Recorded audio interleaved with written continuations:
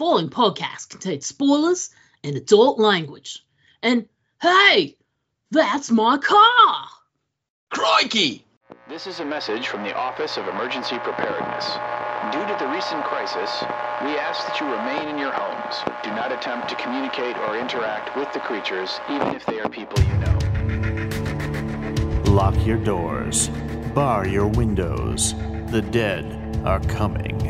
It's time for Aim for the Head, an all Walking Dead universe podcast. And now, here are your hosts, Diana and Steve. Hi, welcome back to Aim for the Head podcast. I'm Diana. And I'm Steve. G'day. G'day. This week we're going to talk about my knife. That's not a knife. That's a knife. Okay. We went from one culture where we were slightly stereotyping and definitely taking their accent and throwing it under the bus, and we just jumped right into something else where we did exactly the same thing. Wee, ha ha. Well, we've got ourselves a big can of Foster's lager. Yeah. And we're going to have we got another shrimp on steakhouse. the barbie, and going to have ourselves a bloomin' onion. Oh my God, terrible. Hi, folks. Welcome back. We're going to be discussing the epic film Mad Max Fury Road this week. If you couldn't tell, we're in our Australian era here, as it were. So, yeah, we are so excited to talk about this movie. We've chatted for a while about covering this movie. And then when Furiosa came out this summer, we were like, we really should cover this movie. And we sort of had it sort of on the back burner as like something we've been wanting to do. And here we are. Now we're doing it. I'm so excited. It's hard to believe that next year this movie will be 10 years old. I know that was one of the, when I was making notes, I couldn't believe that because I looked it up to do all the social media and everything. And every time you look it up on IMDb for something, you're like 2015. I'm like, what? That is not correct. I know. It's got to be like 2019, 21, something like that. Yeah, I mean, it's like right around the corner. It's just slightly pre-pandemic. Nope, not at all. Yeah. Not at all. All right. So before we get into details on this fantastic movie, let's just talk like quick thoughts. On our last episode, Steve went first, so I will go first this time around. Well, and since that's fitting because this is an apocalypse movie, and we all know that Diana Jones for the apocalypse. So I think it's fitting that that we let you take the lead. So go ahead, my dear. Well, first of all, I think we had a conversation maybe. I don't know if it was while we were recording for Children of Men, where we talked about like some of my origins of apocalypse movies, like the things that sort of drew me in. But one thing's for sure is a really, really popular movie on HBO when I was younger was Mad Max Beyond Thunderdome. And of course, with all of the Tina Turner / MTV tie-in and all of that, you just could not escape that movie. And it was incredible. It has its faults for sure, but I only noticed those now as an adult.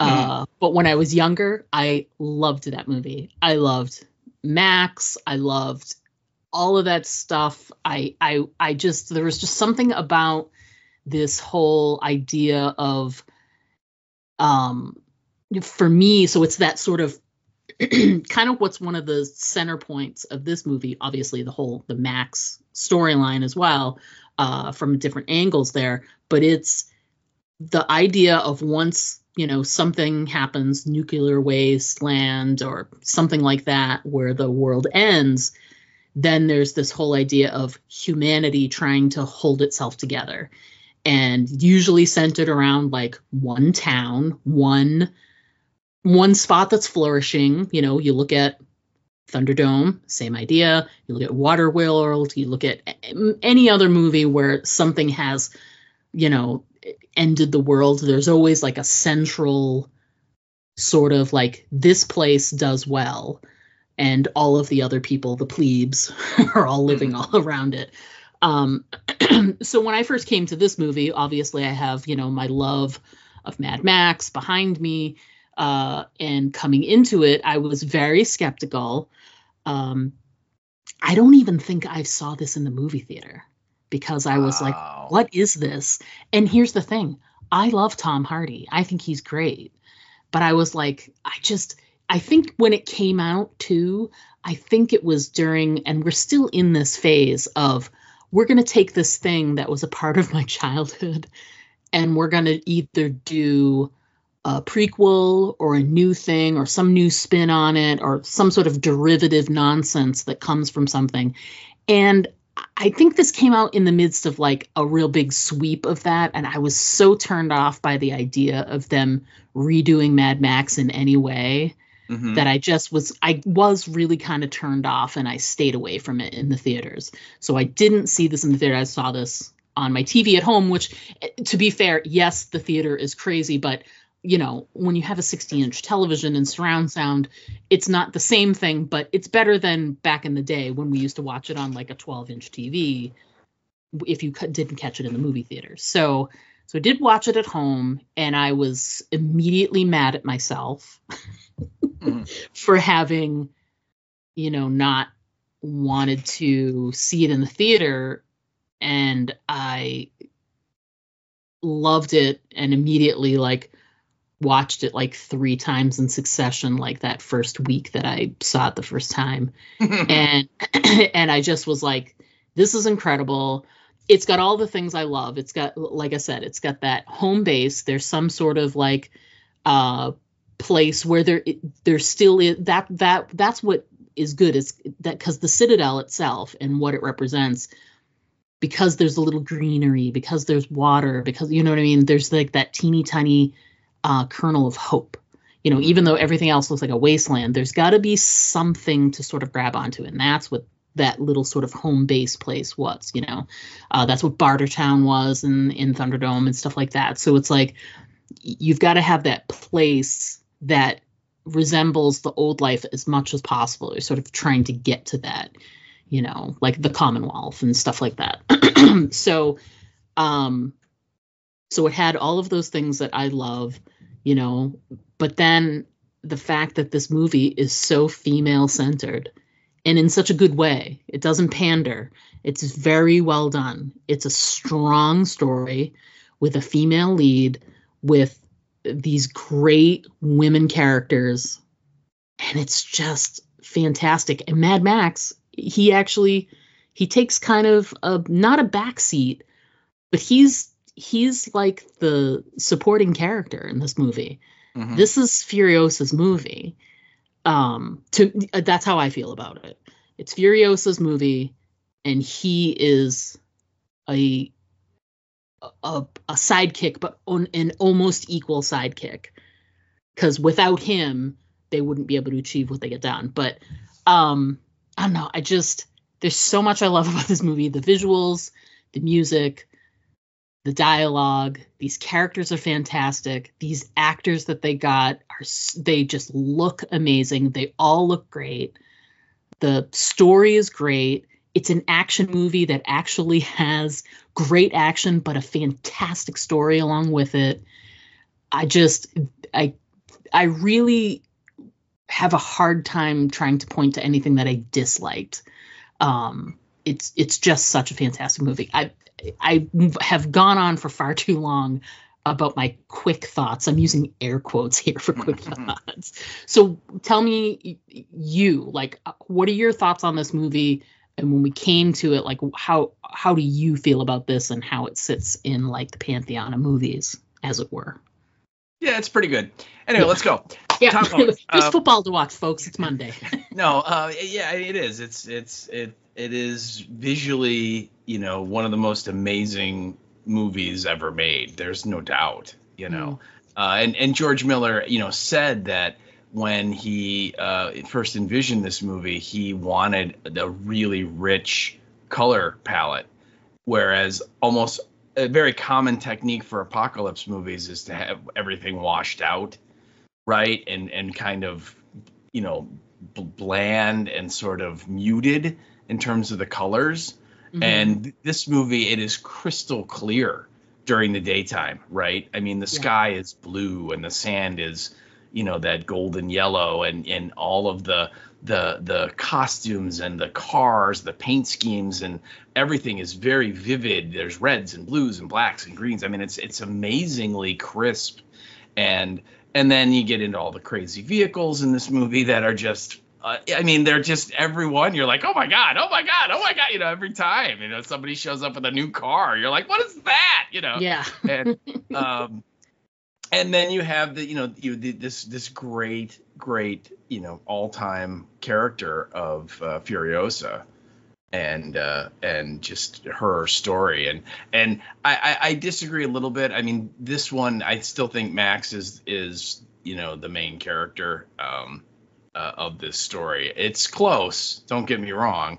And Tom Hardy, if you take out like the grunts and things, Tom Hardy has 52 lines in the whole movie. Yeah, I saw that on IMDb.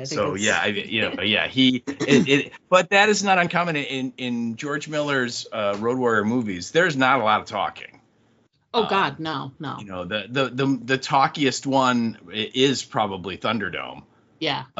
But the Road Warrior or Mad Max 2, which until this movie had come out, most people looked at, of the 3 original Mad Max movies, Mad Max 2 is the one most people think is the best of those. And that one, Mel Gibson has very few lines in that movie, and he clearly is the lead character in that movie. There is no debate. There's nobody else in the movie that comes close to being the main character. Whereas here, Furiosa does come close, but I still will go with no. It's still Max is the main guy of this story. But then George Miller saw the error of his ways, and then came out with Furiosa, where she gets her full place there as lead. So, but yeah, this movie is phenomenal.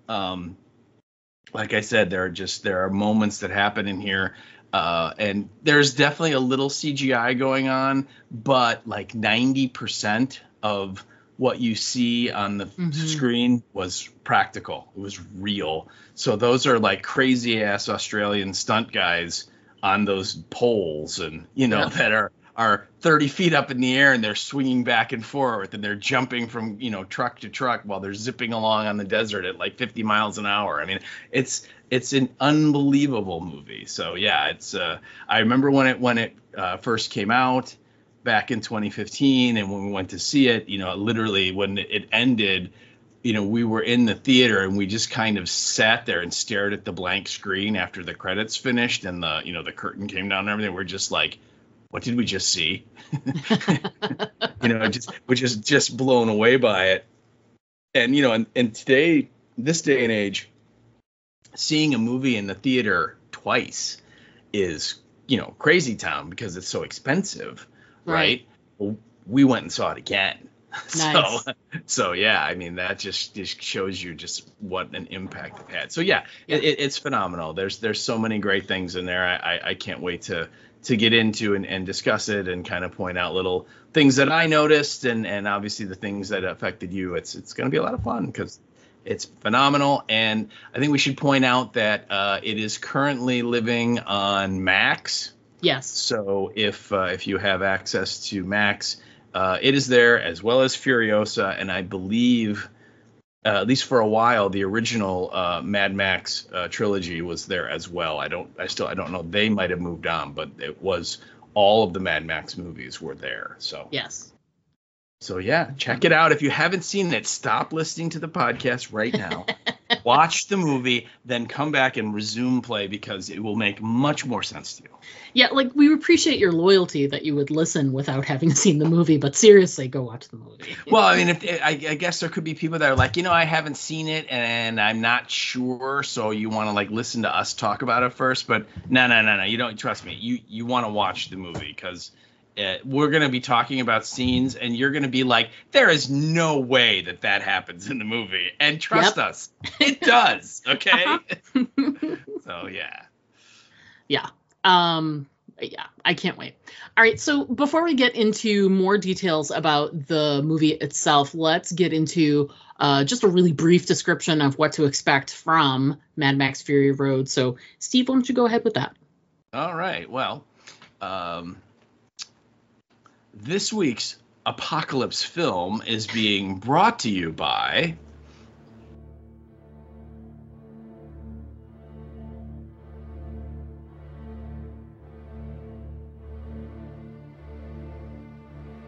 Why are you hurting those people? It's the oil, stupid. Oil wars. We are killing for gasoline. Gasoline. The world is actually running out of water. At the terminal freakout point, mankind has gone rogue, terrorizing itself. Has the apocalypse gotten you beaten down? Well, turn that frown upside down with the Gastown Black Friday sale. Now, we all know that ever since the world ended, every day is technically a black day. But this holiday season, Gastown is offering you crazy savings. That's right, our entire inventory is on sale.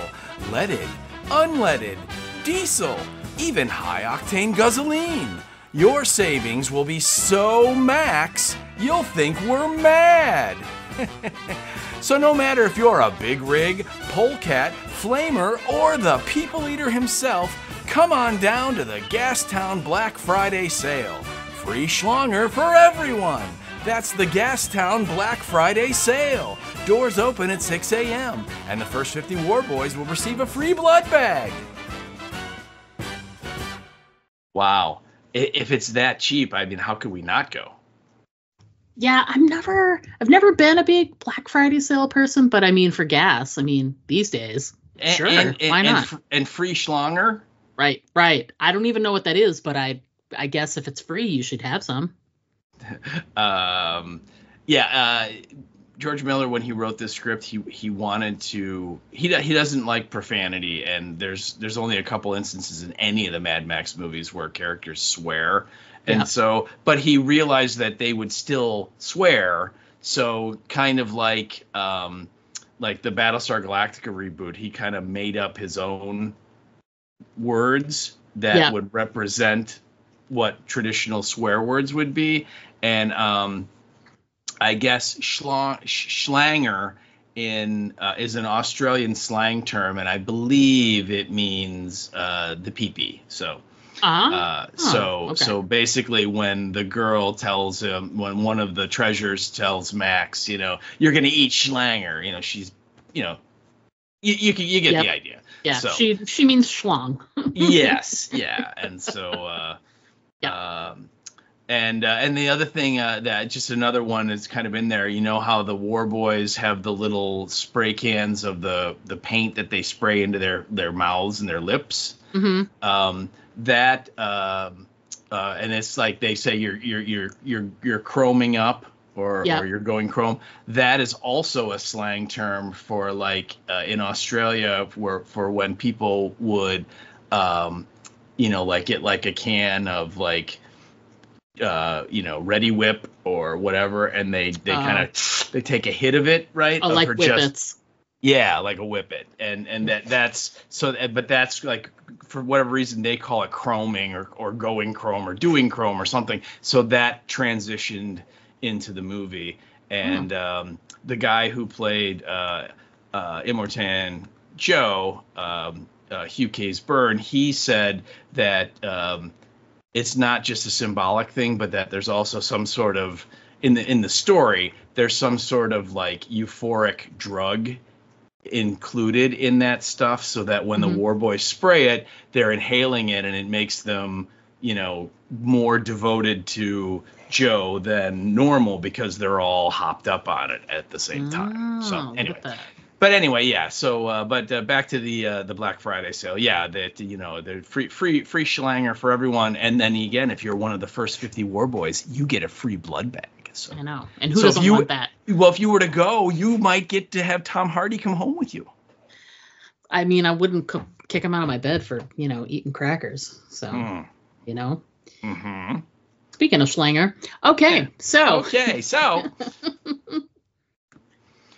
All right, so moving along, the movie description that we have, and this is, kind of like our descriptions for the Walking Dead shows we cover, in that it's a little sparse, but it does kind of get the gist of it. And again, this is for Mad Max Fury Road, the landmark film from George Miller from the year 2015. And the description we have is as follows. In a post-apocalyptic wasteland, a woman rebels against a tyrannical ruler in search for her homeland with the aid of a group of female prisoners, a wayward cult member, and a drifter named Max. And that is your film description. Yeah. Very sparse. Yes, that's going to say, it's like, wow, there's a lot you could go with that. So yeah. All right, so let's talk writer and director, and then we can get into our points. So yeah, writers. Yes. Yeah. Well, not surprising. George Miller is the writer and the director, and I mean all of the Mad Max movies. George Miller is the writer and the director. In this particular film, he actually had two guys assist him. He had a guy named Brandon McCarthy and another guy named Nico Lathoris. I'm not sure how you pronounce his name, but the three of them combined on the screenplay for this movie. But that is, and again, George Miller, we all know about him. He's got a huge filmography over the years, films that he produced, films that he's directed, and this is just another one in the cycle. The only thing I would point out, and this is kind of not necessarily, I don't know if it's the right space for it, but initially George Miller wanted to shoot this movie like right in the late 90s or the early 2000s. Yeah. And he wanted Mel Gibson to play Max. Yeah. I mean, they had talked about it and it was going to happen. And then literally like 9/11 happened, and the U.S. dollar compared to the Australian dollar, the economy went, and the world economy went down, and it just became untenable, and his financing all fell apart. And so it just kind of got put on the back burner. And then like about 10 years later, he wanted to do it. And by that point, he kind of felt that Mel Gibson was a little too old, and he wanted Max to be more of the age he was in the other movies, which is, a lot younger than Mel Gibson was, at that point. So he decided to go ahead and recast, and eventually then it just took them a while to do all the pre-production, and that's why they didn't actually start shooting the movie until like 2014, a few years later. But anyway, that's your writers and your director. So there you go. Nice. I think one of the things I always like is when something has like source material or connects with another world or whatever. There's a lot that's in this movie from beginning to end that if you've seen the original trilogy, or if you have any pop culture understanding of Mad Max or whatever, there's plenty of things in there for you. But if you haven't, this was almost like the fact that there was that much space. This was almost like a Mad Max for a new generation. Mm-hmm. And there's a little bit in the beginning, like as the credits are rolling in the beginning, they have some just some voiceover, just a little bit of voiceover to sort of catch you up to speed. There's some, some news voices, etc., things about oil and things about, now there's no water and, the world's falling apart. And then when you finally get to have like a visual in front of you and see the world, and it's, Max on his own on this like sort of high up hill or whatever. And it's just him and his car. And it's just, there's a lot of, him talking as well. So there's some cool lines that he has, and you did a couple of them, and so did I. And it's, it basically gives you a little bit of backstory on him as well. So if you, again, didn't see those movies, you'd get a little bit more information about who he is and what his history is prior to this moment right then and there. So it's good. I like that. I think it was done well, so that, it doesn't feel like they're sort of like banging you over the head with finding out who Max is. They just sort of, they put that information out there, which I thought was cool. I like the line. You included some lines, and I put mine where he says that my name is Max. My world is fire and blood, which really kind of covers him. But you got a couple of lines too that I think are really great.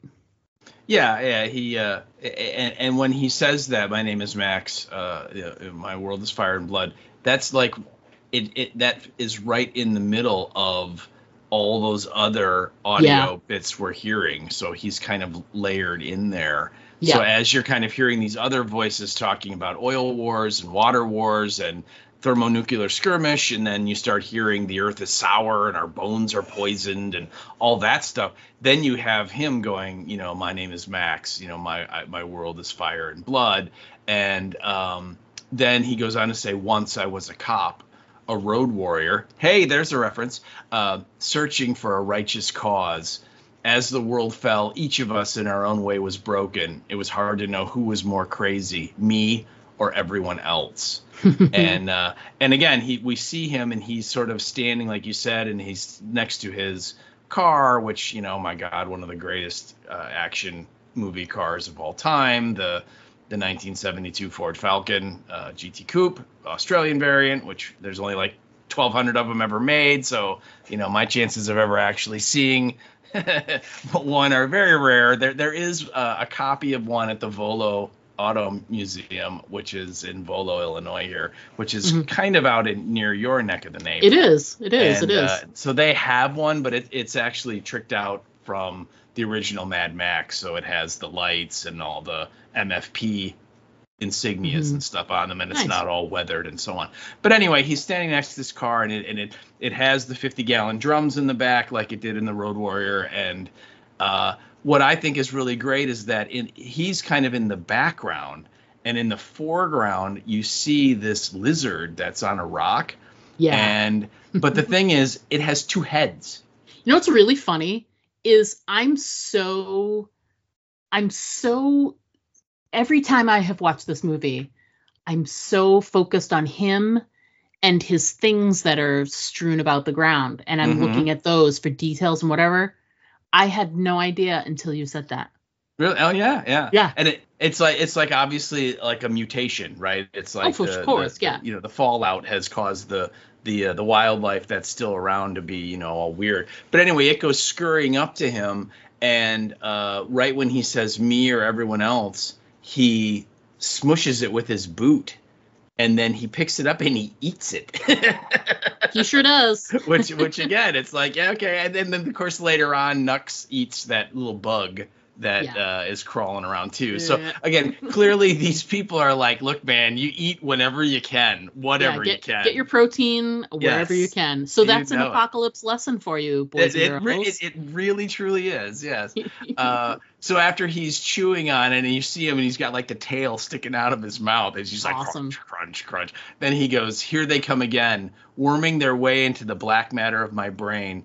I tell myself they cannot touch me. They are long dead. And he kind of has this weird kind of flashback thing, and you hear like a little girl's voice, and it's like, are you going to help us? And why didn't you help us? Help me. And we see, them, and like the girl, she's like screaming, and it's, as a fan of Mad Max, when I first saw it, it was very weird because Mad Max never had a daughter in the original films. So I'm like, who is this person? Right. And in the original Mad Max, he had a wife and he had a son, but the son was like 2 years old. It's like a toddler. Right. And so, I mean, again, so when you're seeing like, who is this? And if you do a little digging around on the interwebs, you find out this little girl is, I think her name is Grace or Glory or something.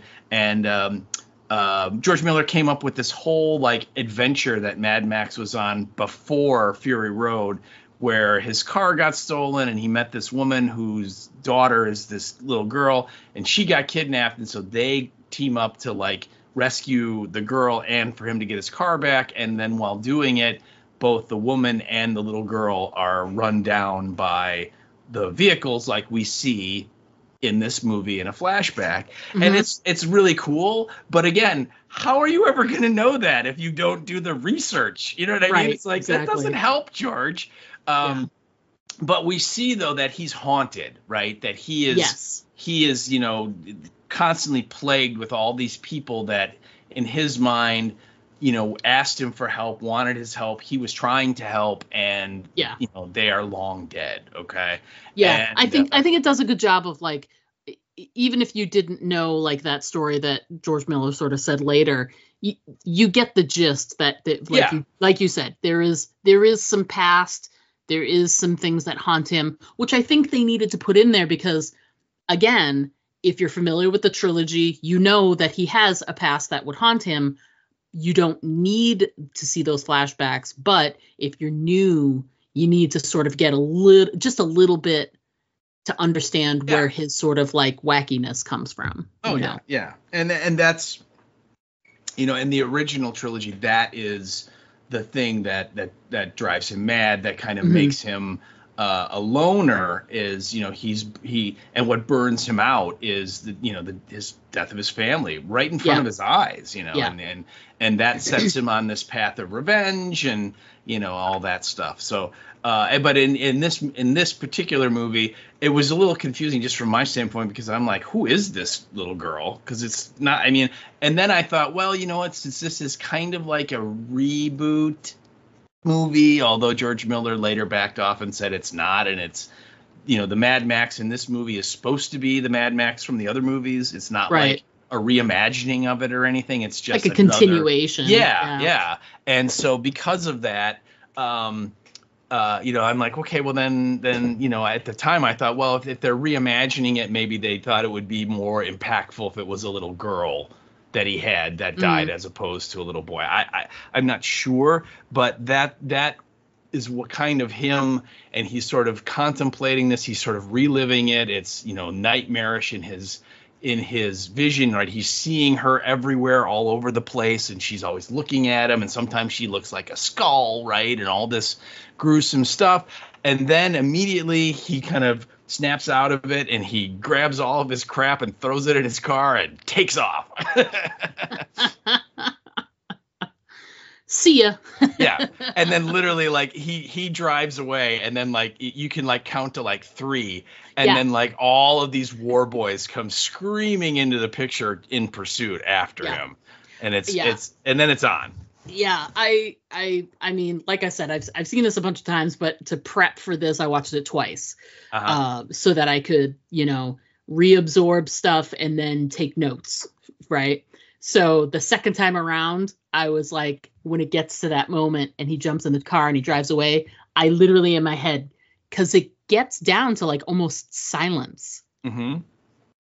And then the war party comes along. So it just, I sort of mentally, like you said, it's like about 3 or 4 seconds, and there's nothing. Yeah. And then they come out of nowhere, and it's great. It's really great. Almost to the point where you're like, why did he leave? Because, you know, you're there's no obvious and then you're like, oh, right. Okay, now I get it. Yeah. So, yeah. And so, you know, they pursue him for a little bit, and again, this part of this movie always makes me cry, much like in The Road Warrior, in that, you know, the poor Max, he cannot keep that car to save his life, no matter what movie it is, right? Yeah.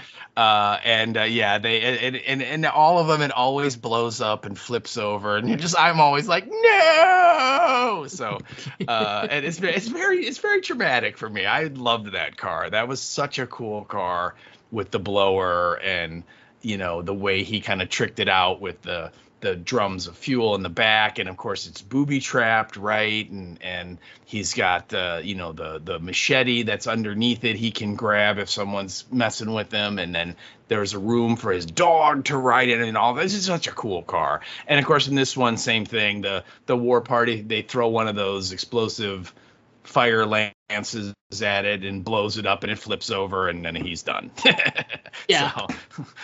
So they drag him back to the Citadel, and that's where we kind of start to learn where we are. Yeah. and what's going on. Yeah. And from there we get they immediately show them sort of prepping him as a to be of service with his blood, to be a blood bag. And they cut his hair. Yep, they're cutting his hair off. They're holding him down, and the organic mechanic is tattooing his whole thing on his back of, that he's O negative, he's a universal donor, he's clean, he has no bumps, no lumps, so he doesn't have any sort of radiation, one would think, any kind of poisoning. And but they make a note at the bottom where they say that he's feral, so he's psychotic and feral, so he needs to be kept kept locked up. Yeah, kept locked up. So they also say he's a road warrior. They actually write that onto his back as well. Yeah. So then they, they're getting him sort of prepped to be a member of the group, and they're coming towards him with the brand, and they're going to put the brand, the Immortan Joe brand on him, and he just immediately he fights away. And Tom Hardy is like, because the War Boys are all, the whole point is that they are all, they're kind of like kamikaze warriors. They all are sick in some way. They all have mutations from the fallout or whatever it is that has happened here, this apocalyptic event. And so they all have different problems, like physical problems or whatever. So they're all thought of as they have a half-life. So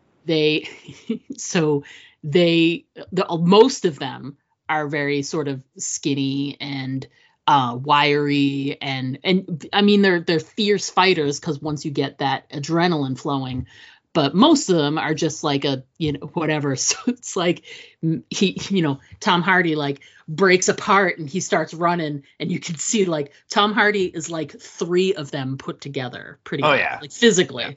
And then this is just a great scene where he is shackled at his legs and at his ankles and at his wrists, but he's able to fight and run away. He's got such a great fight or flight thing.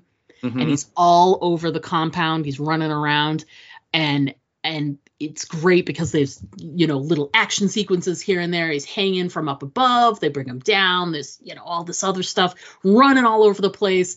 He makes it all the way, the final moment of this chase, he makes it all the way to the edge and almost falls. And he's at the top of the Citadel, is comprised of like these 3 big sort of rock formations, like tall rock formations.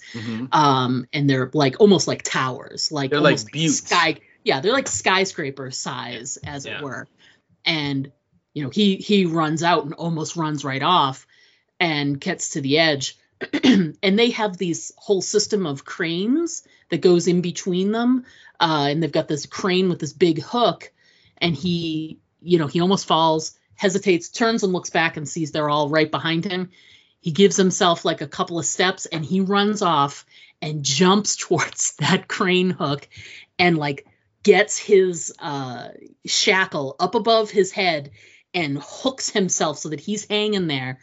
And like, that's his way of getting away. I'm like, it's such a shocking and fantastic action sequence, like so close to the beginning of the movie, to jump to like have the action, no pun intended, sort of jump off that way. I just love that visual, and I am ridiculously afraid of heights. So all of that just makes me go while I watch it. And don't get me wrong, it's a quick scene. There's not a lot to it, but it gets me like right on the edge of my seat, and it really freaks me out right off the bat. And I think it's such a great way to sort of start the action. They do eventually, hook him and pull him in, and he has to succumb, but it's just, what a great way. 'Cause that's sort of like the cold open, as it were, before we get the title card on the screen. We get the whole, evolution of Max from, the psychotic road warrior captured by the War Boys, and tries to escape, pulled back in, and then smash. Mad Max Fury Road. Mad Max Fury Road, yeah. Yeah, and also, like, while he's running around in there, and I think, first of all, we should kind of describe the War Boys a little bit. That they're all bald, which, you know, is a really good look, I might say. And they all kind of have this almost like white, like, makeup, you know, on there, and and again, like you said, all of them are, you know, like rail, like beanpole guys. Yeah. They're super skinny. They're all shirtless, right?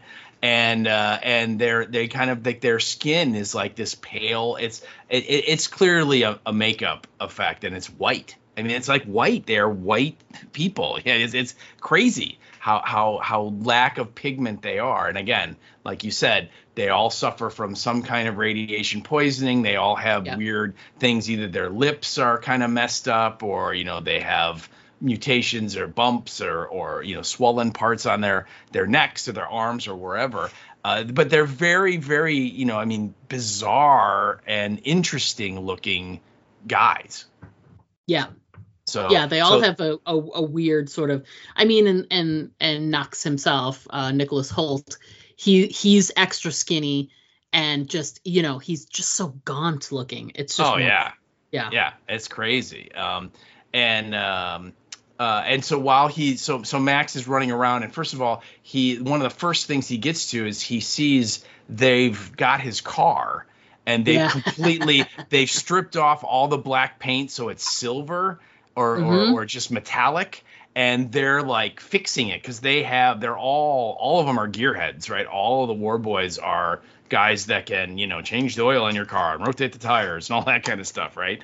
And so that's the first thing for him. He's like, you know, that there's his prized possession, right? The thing that he probably loves, the only thing he loves in this whole world now, and they're mucking with it. And then after they chase him around a little bit more, right in the middle, he's running away from them, and so he turns a corner, and there's the little girl right there, and she's like, hey, and he's like, and he falls down. It's like so jarring to him. And I believe that's one of the points where, like, she turns and, like, her face, like, part of it becomes a skull. And it's you know, it's like, clearly this is a voice from someone, or a vision of someone who has died, right? And it's again, it's as much as we kind of harped on Carol and the Daryl Dixon series having this weird PTSD about her dead daughter, like it coming out of nowhere in this, you know, it's like, hey, you've been on the show for like 12 years. Why is this the first time it's happening? Well, at least here with this film, they set that up in the very opening scene, and it carries through because he sees that little girl for the rest of the movie periodically. Yeah. So it just helps accentuate and show you that, yeah, he is mad. Okay, that's not just like a weird nickname he got in high school or something, right? I mean, the dude is definitely crazy. So, I thought that was real interesting. But yeah, and so he literally is like, you know what? I'm gonna jump onto this hook that's like 300 feet above the ground because I'd rather be hanging from that hook than in this like place with these wackos. Yeah, absolutely. That definitely gives you an idea of how much he wants to get away. Is that he's willing to sacrifice, like, you know, he doesn't know what's the next step. It's such a oh god, leap of faith, and I'm like, oh, it's so scary, so scary. Love it.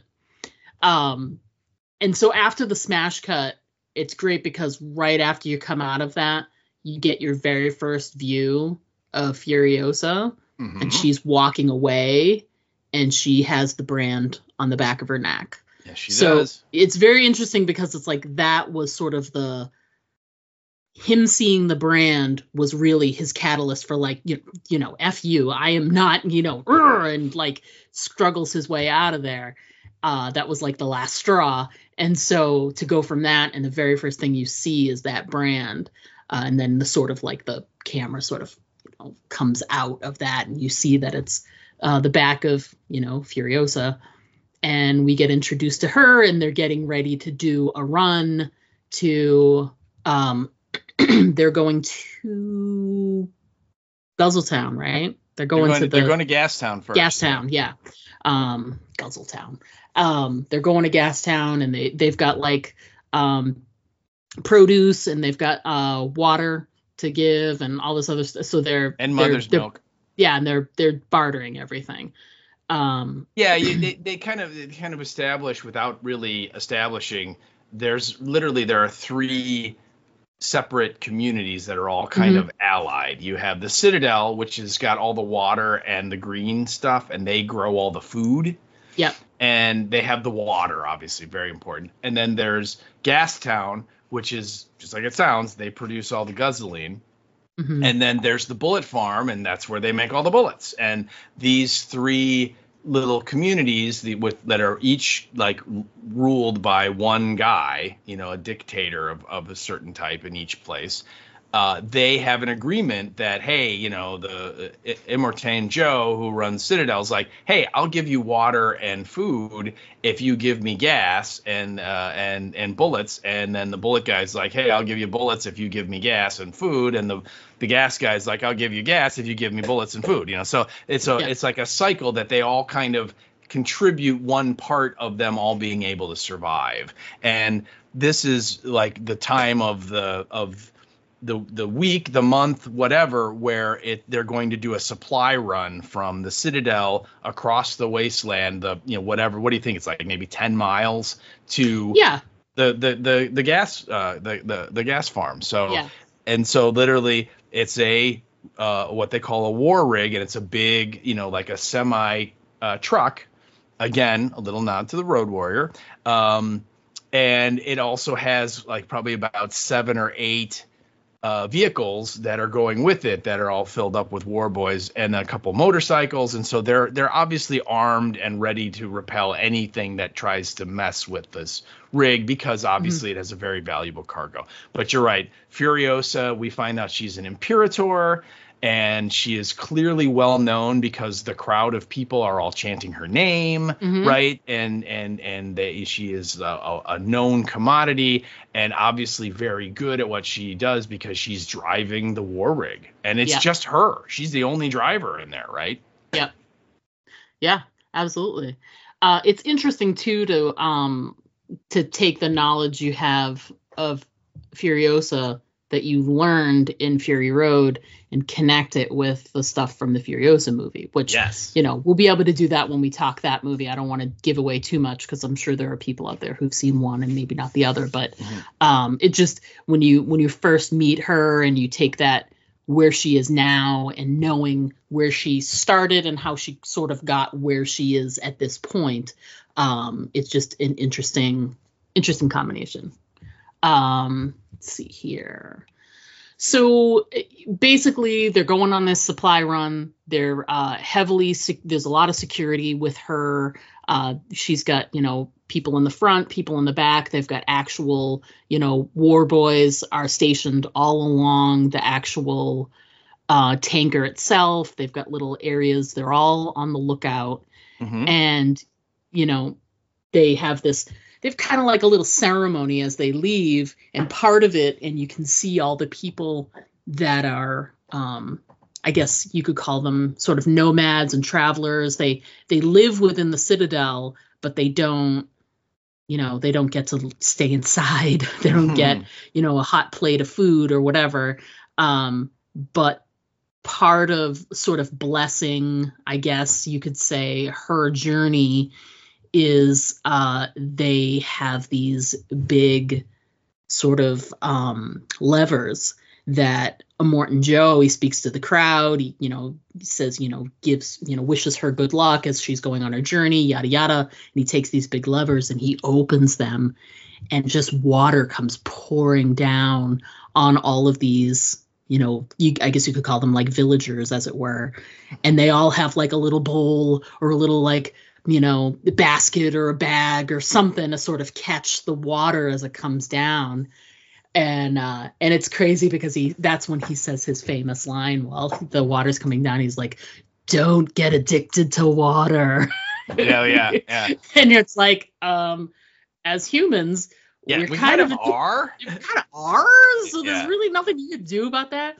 But it's it's kind of shocking. Like, if you didn't know anything about the Citadel, didn't know anything about this movie, and you see that he has the power to give water to that many people, and it's this great sort of like, I don't want to say uplifting, but it's this sort of great, like, you know, he's bestowing all of this pride and think good thoughts for Furiosa. She's doing great things for our community and and you know, and we're moving forward. We're living. You know, he's basically trying to make everybody feel better. You know, the world is shit outside, but we're doing okay here. We're helping. We're keeping you alive.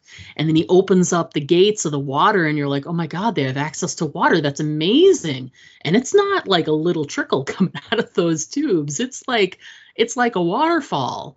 Oh, and then after that's been open for like 30 seconds, shoop, closes them right back up again. Yeah.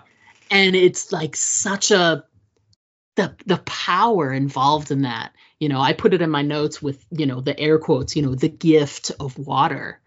You know, what a thing to sort of hold over people. You know, those people will always be loyal to him because there's no other place that they're going to be able to be at where a lever will open and they'll get water. That just doesn't exist. So it's pretty, it took this moment where it's like kind of, you know, the water at first is kind of joyful. Everybody's all excited and whatever. And then when he shuts it off, it just kills that whole vibe and that whole mood. And then you get a real, it's not like you didn't know that Immortan Joe was a cult leader, as it were. So, but you get a real glimpse into how he likes to keep people under his thumb, you know? Oh, yeah. Yeah.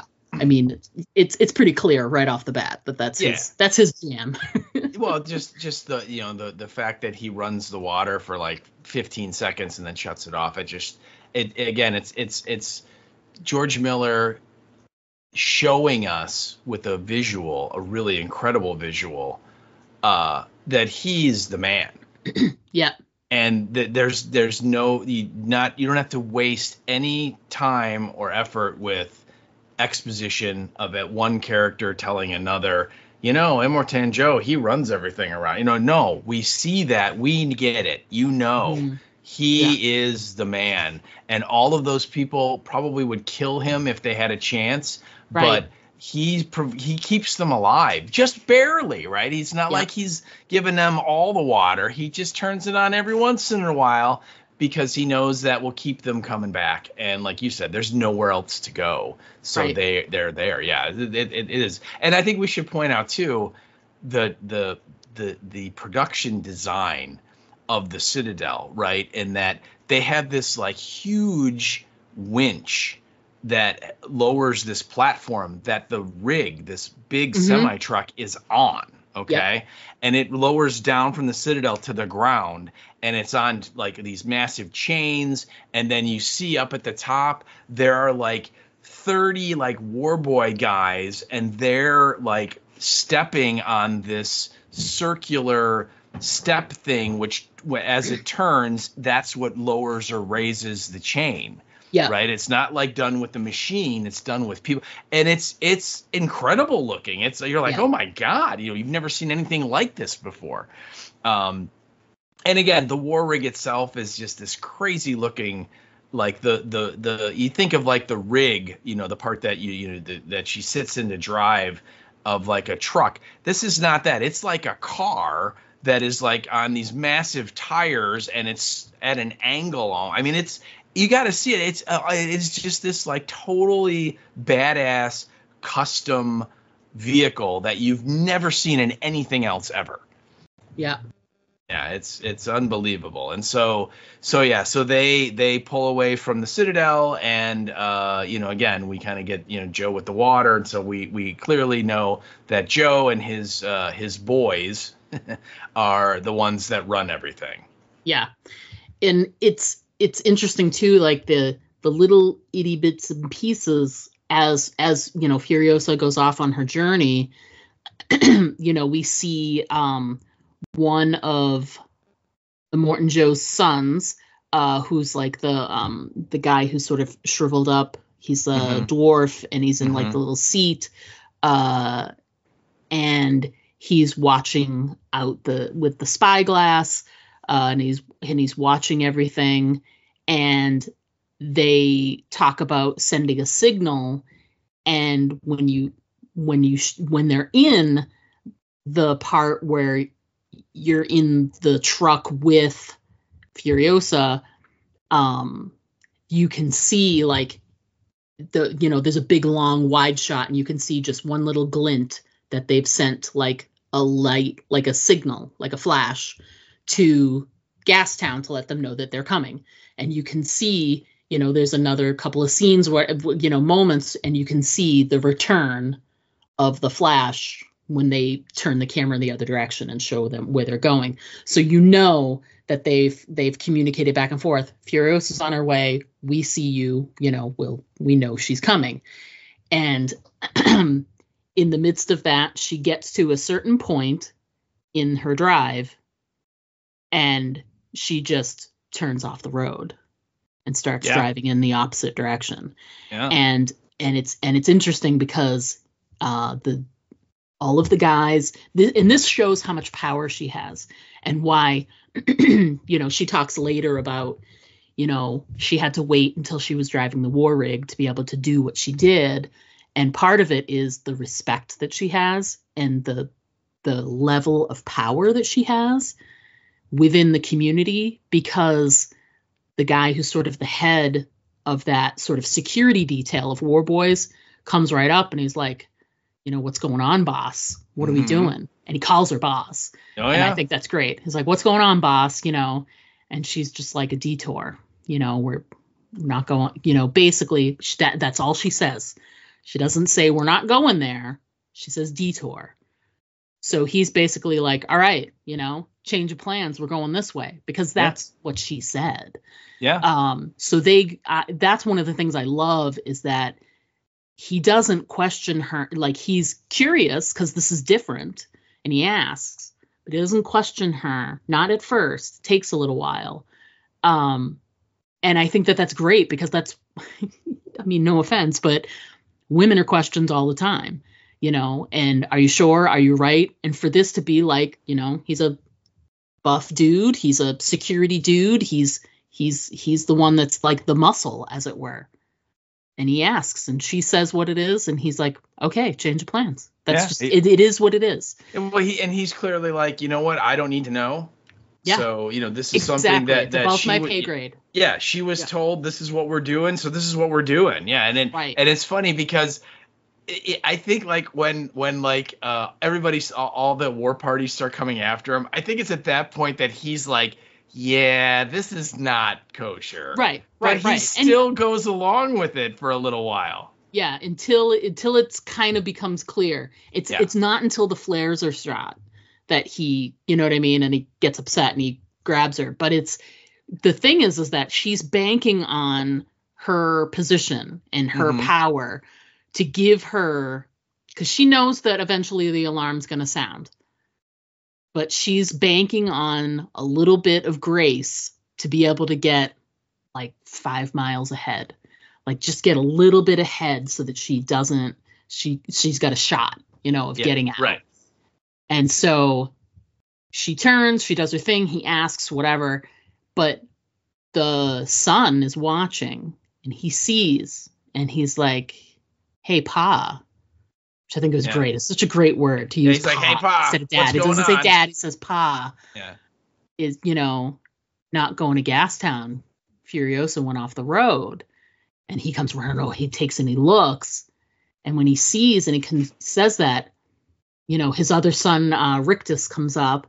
And Rictus is great. What a great character. Oh, yeah. And by the way, the little guy, his name is Corpus Colossus. Colossus, okay. And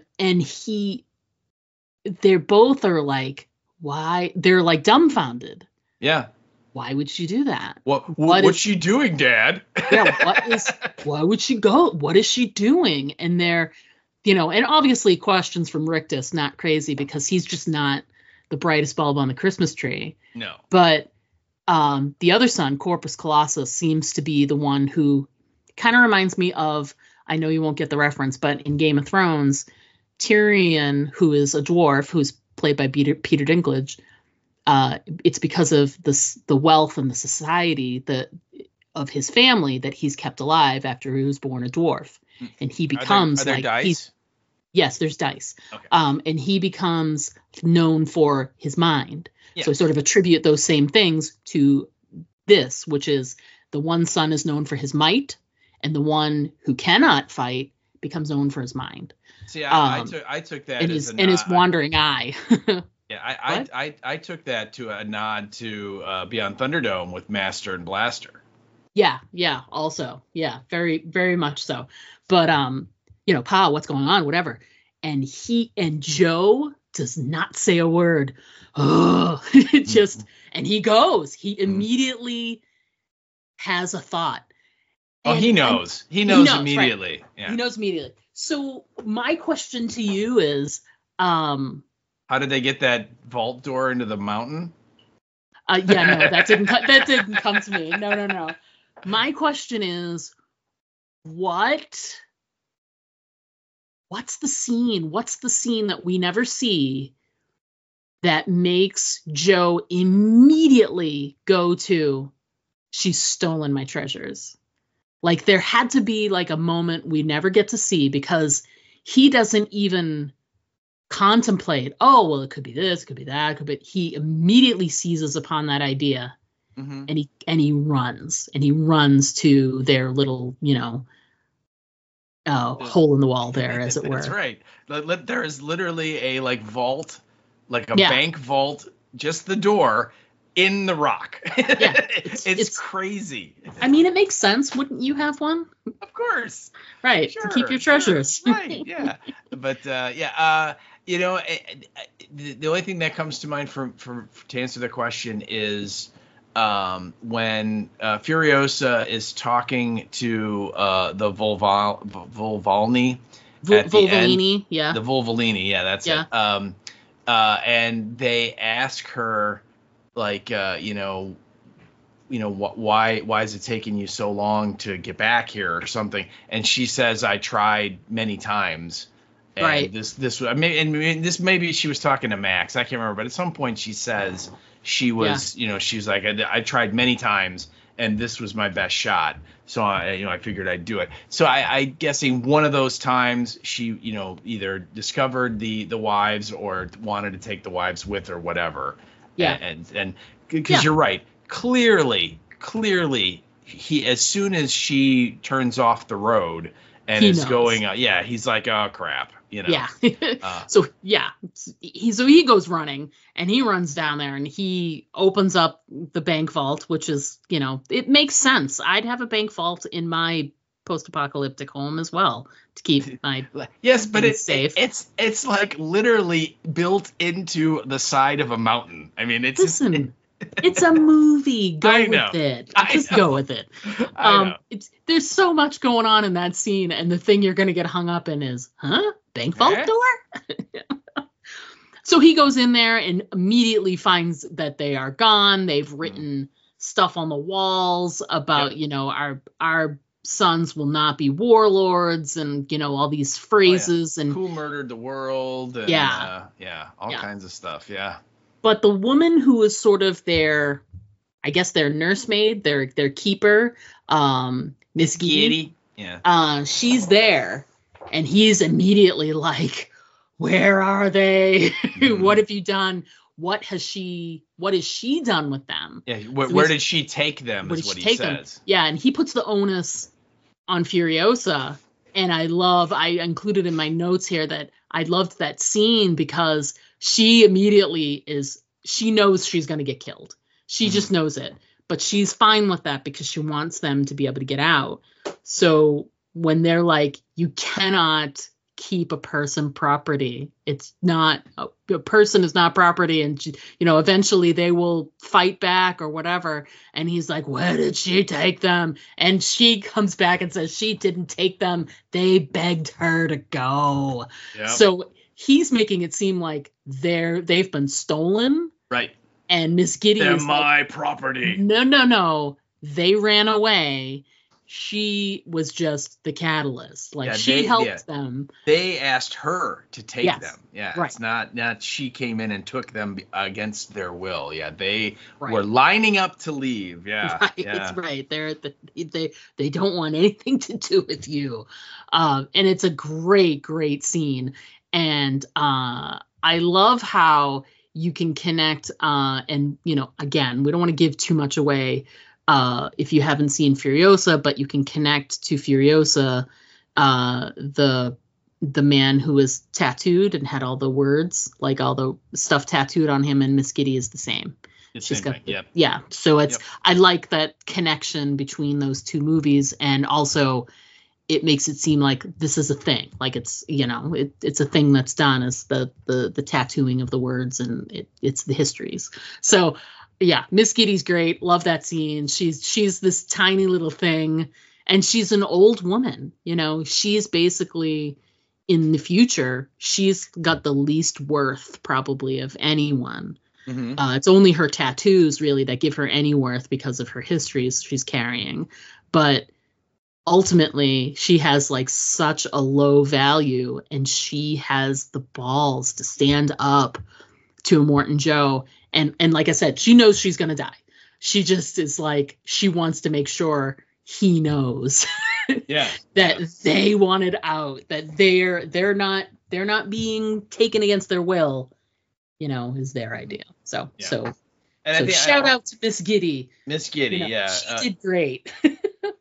And then also, like, right before the little guy says, "Hey, Pa, are you up with this?" Like, when he sees them turn, we see all of these milk mothers that are like literally attached to like the breast pump machine things, and they're just like cows basically. They're being milked, and we see Joe pick up an old like 1950s era milk bottle, right? An old glass bottle, and it's filled, and he hands it to Rictus, and Rictus takes a swallow of it to taste it, and he goes, "Moo."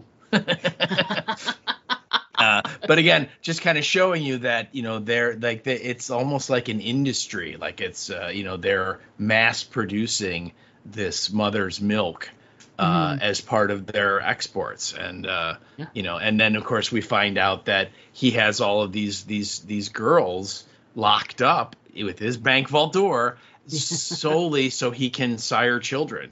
That's, they literally, that's what they do. Yeah. So, yeah.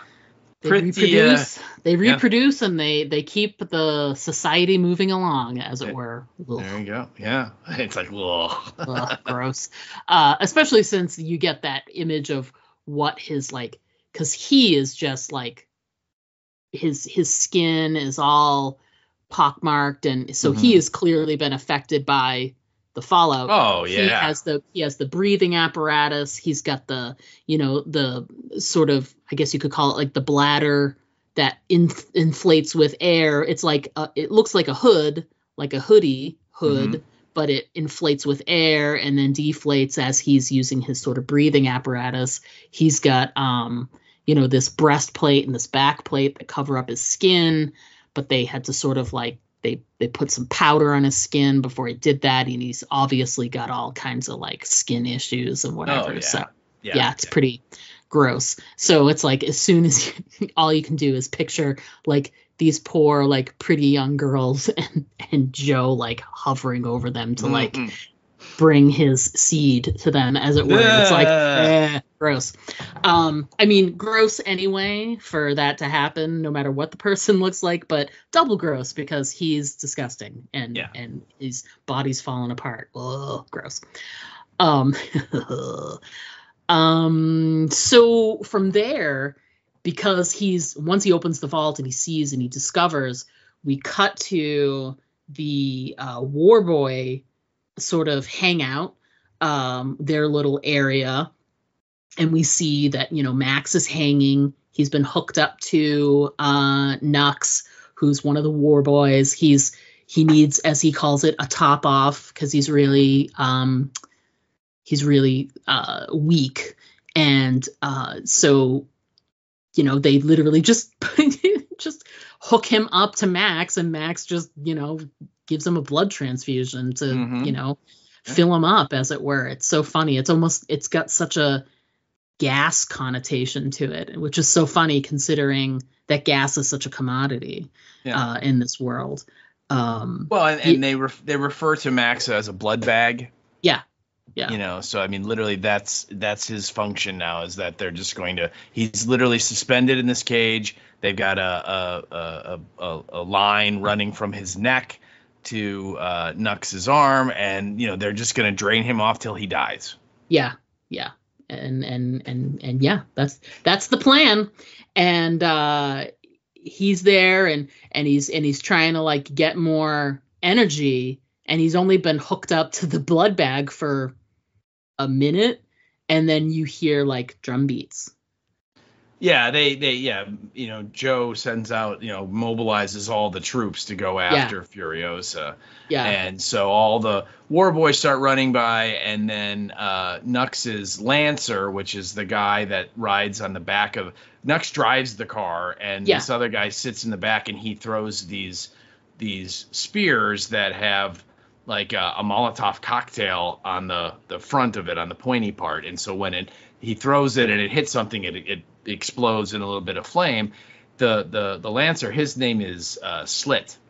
Yep. And he goes and gets Nux's steering wheel. And again, it's a weird, almost like a cult-like thing that all of the war boys' steering wheels are kept in one place in a big pile, and when they all go out to war, they go and they get it's like each guy has their own personal wheel, and it's a very almost like a religious kind of a thing, right, where they pick it up and they hold it up in the air and everything. So anyway, it's almost like an altar, like where they keep all of the steering wheels. It's very altar like. They hold it up, they sort of pray, they say their thing. It's crazy. They say V8. That's their thing. Yeah, and so then so Slit's going, and Nux is like, wait, I'm the driver. You're just my Lancer. And Slit's like, I just promoted myself.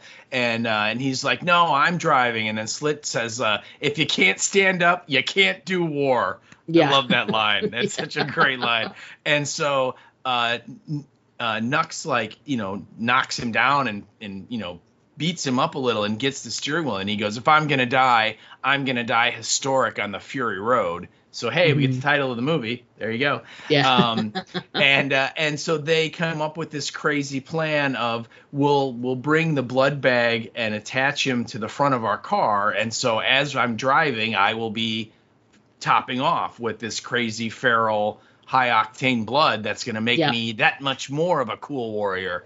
And the organic mechanic's like, all right. So that's what they do. So Nux ends up in his car, and again, Max is now tied or handcuffed to the front, and they've put on this thing over his face, and it's like the prongs of a pitchfork that is like chained to his face, so he can't It's incredible. Eat. Yeah, it's a really weird looking contraption that you're like, oh my god, would that suck?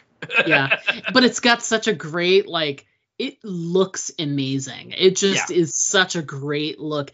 To me, honestly, I get Hannibal Lecter vibes from it. So you do. But at the same time, it's like this sort of homemade, like apocalypse invention. That they would do because they don't have the ability to make anything, more sophisticated. They just took like an old pitchfork or a hoe or something, broke off the end and welded it on and did it. You know what I mean? Yeah. So it's amazing. So it's fantastic. So they all go roaring off after the war rig, and they start shooting off the fireworks, and they alert the Bullet Town or Gas Town and the Bullet Farm, and basically they mobilize everybody. To go after, literally it's like Gary Oldman in The Professional when he goes, I want you to send in everyone, and the other cop goes, everyone, and he goes, everyone. So and so now it's on like Donkey Kong, and now you're seeing the craziest cars ever and motorcycles, and they're all phenomenal looking. Right. Yeah. So they're racing after the war rig, and at this point the war rig runs into some raider guys that are out in the wasteland, and their cars are freaking unbelievable. I love it with the spikes and everything. The spikes, and then like the one truck that has like the imagine like the hydraulic arm that like a digger uses to dig out, and it's on the flatbed of the truck, and it's spinning around trying to knock the rig over, and then some of the cars have like these metal saw blades, and they're trying to cut the tires and stuff. I mean, it's crazy town. And and of course all the war boys that are defending the rig, they still don't know that she's running, right? Yeah. So they're just doing their job, and they're fighting back, and they're throwing their lances at it, and they're blowing stuff up. And I mean, it's right away you go right into this incredible chase battle scene of just the war rig and its little convoy against these, like, I don't know, 6 or 7 raider vehicles, right? Yeah.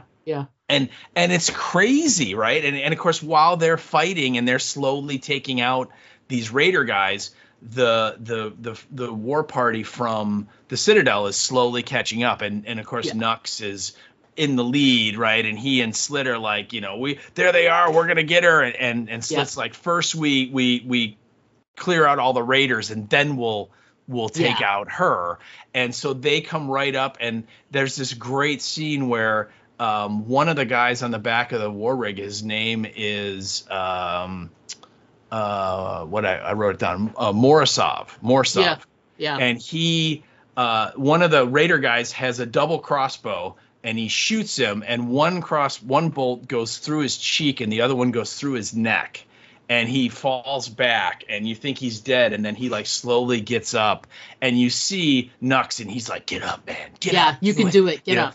And again, these guys are all kamikaze, like you said. The whole point is they want to die because on the Fury Road, because they'll go to Valhalla, and they'll have the afterlife where they'll be able to, live it up, type thing. This is the bill of goods that it's Joe what they've been promised. Yes. Yeah. And so that dude, he realizes he's, got mortal wounds here, so he grabs 2 lances. And what do they always say? They say, "Witness me," right? Yes. They go, "Witness me," and then all the other guys on the rig are like, "Witness!" And then he literally jumps from the back of the rig down onto this, like, it's like a dune buggy, like raider vehicle with these 2 lances, and kamikazes, and blows them up.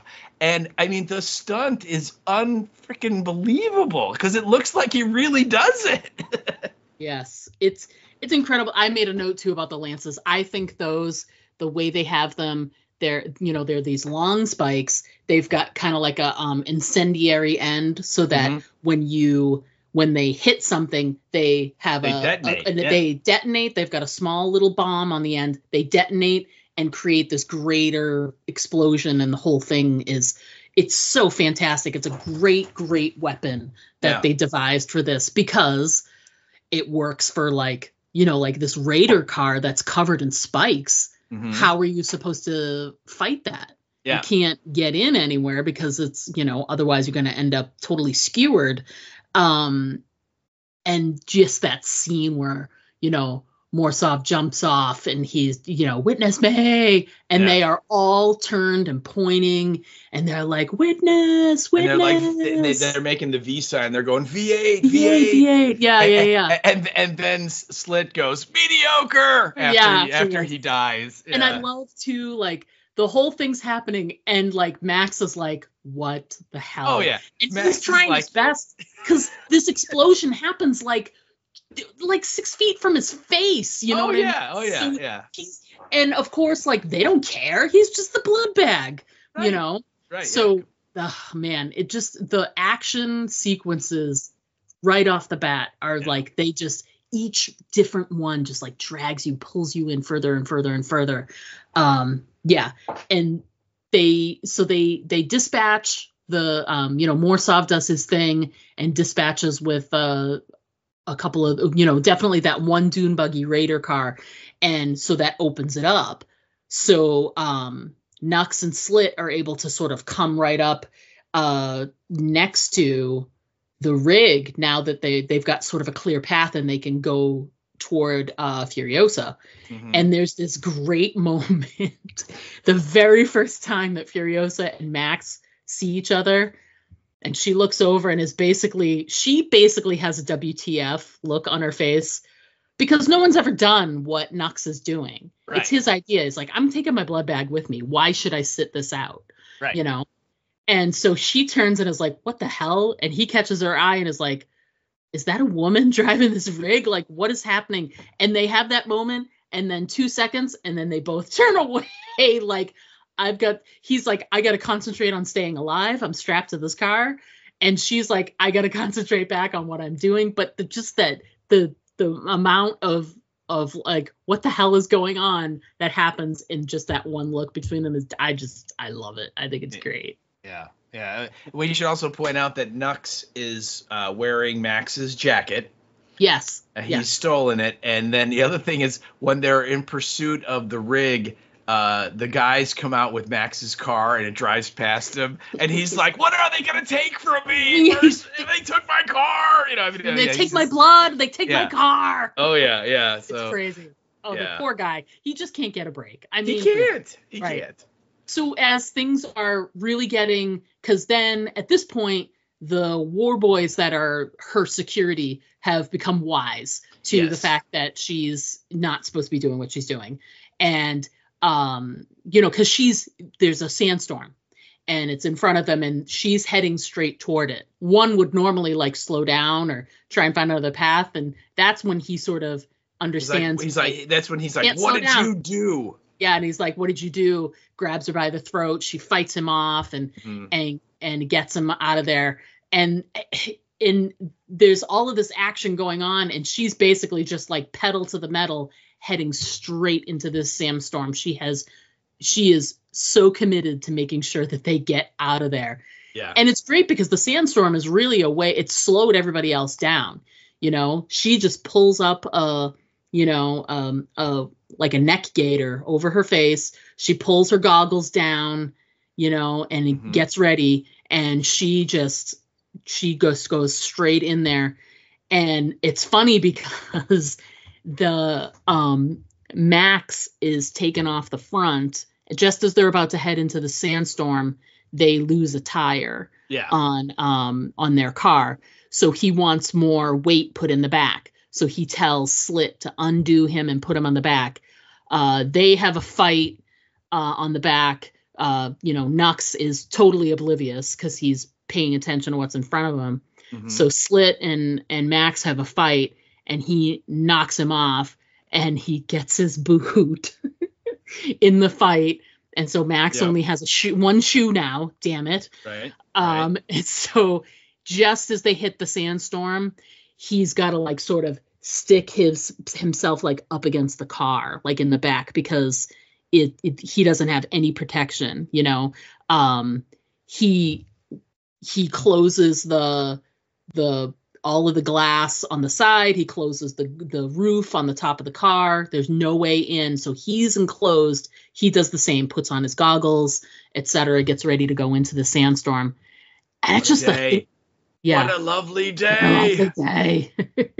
Well, and so he's going along, and then he sees the rig, and so he steers towards it, and he watches as there's another car that's pursuing the rig, and Furiosa like bashes into it, and it veers into the storm.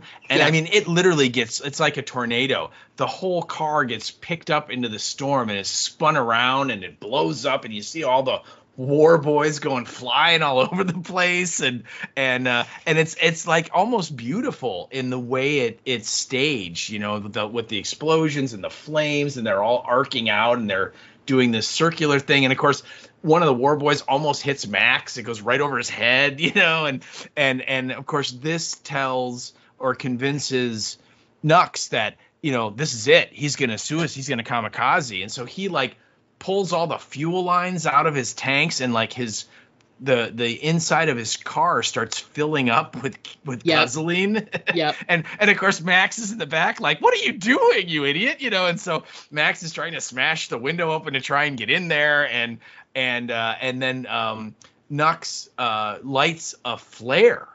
Yep. And he's doing the whole I'm going to Valhalla, and clearly he's gonna like drive up to the rig and then like stick the flare into the gas and blow himself up. And it's right at that moment that like the roof of his car gets blown off by the sandstorm, and Max is able to grab the flare from him, and they end up, their car like wipes out. And this is like again, this whole movie's unbelievable, but this part of the movie, I'm sorry, but like both of those guys would be dead.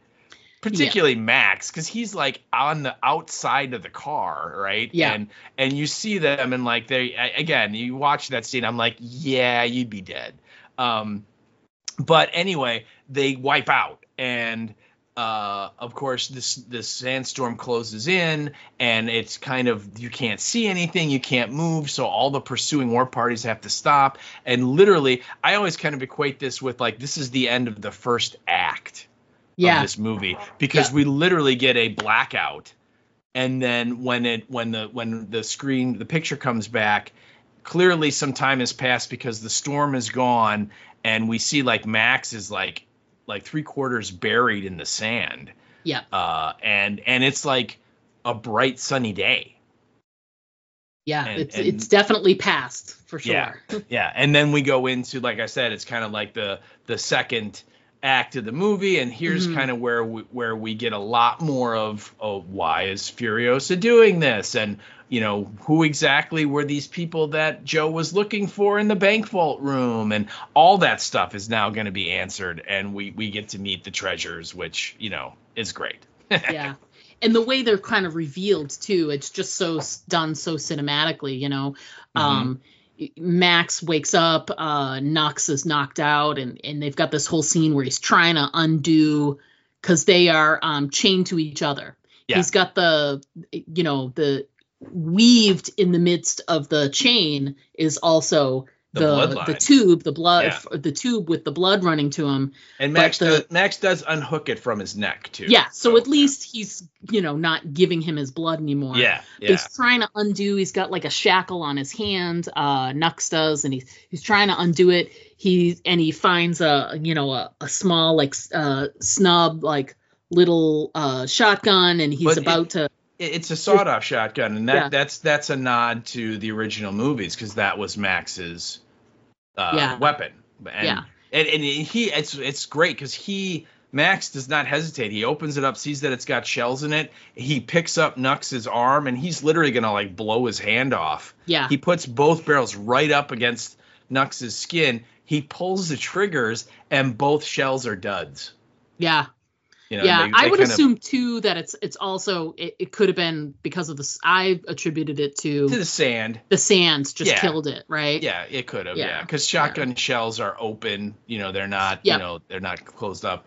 But anyway, and so he can't get the chain off. So he's like, well, I got to take Nux with me. So he takes off one of Nux's shoes, so he has two shoes. So now Nux is with only one shoe. Yeah. And he literally like drags him, because he can see the rig is like a couple 100 yards in front of him. Mm-hmm. And they stop too, right? Because of the storm was so bad. And so he is like, well, I'm going over there. And so he drags Nux with him. And this is where we get our first glimpse of of all the treasures, and I love your note that you wrote. What did I put? It's right after the guitar player. Oh yeah, the chastity belts. Yes. Oh, they're just the worst. They're so terrible. The thing is that it's got a very remember the scene in Oh Brother Where Art Thou, when he comes along the sirens. They're in the water and they're singing, and they sort of draw the men into the water. Mm-hmm. It's got a same feeling as that. They're cleaning themselves off because they're covered in sand from the sandstorm, and they're all kind of wearing like white gauzy outfits. They're all wet. So it's got a very like sort of Sirens / wet t-shirt contest vibe like going on, but not it's not like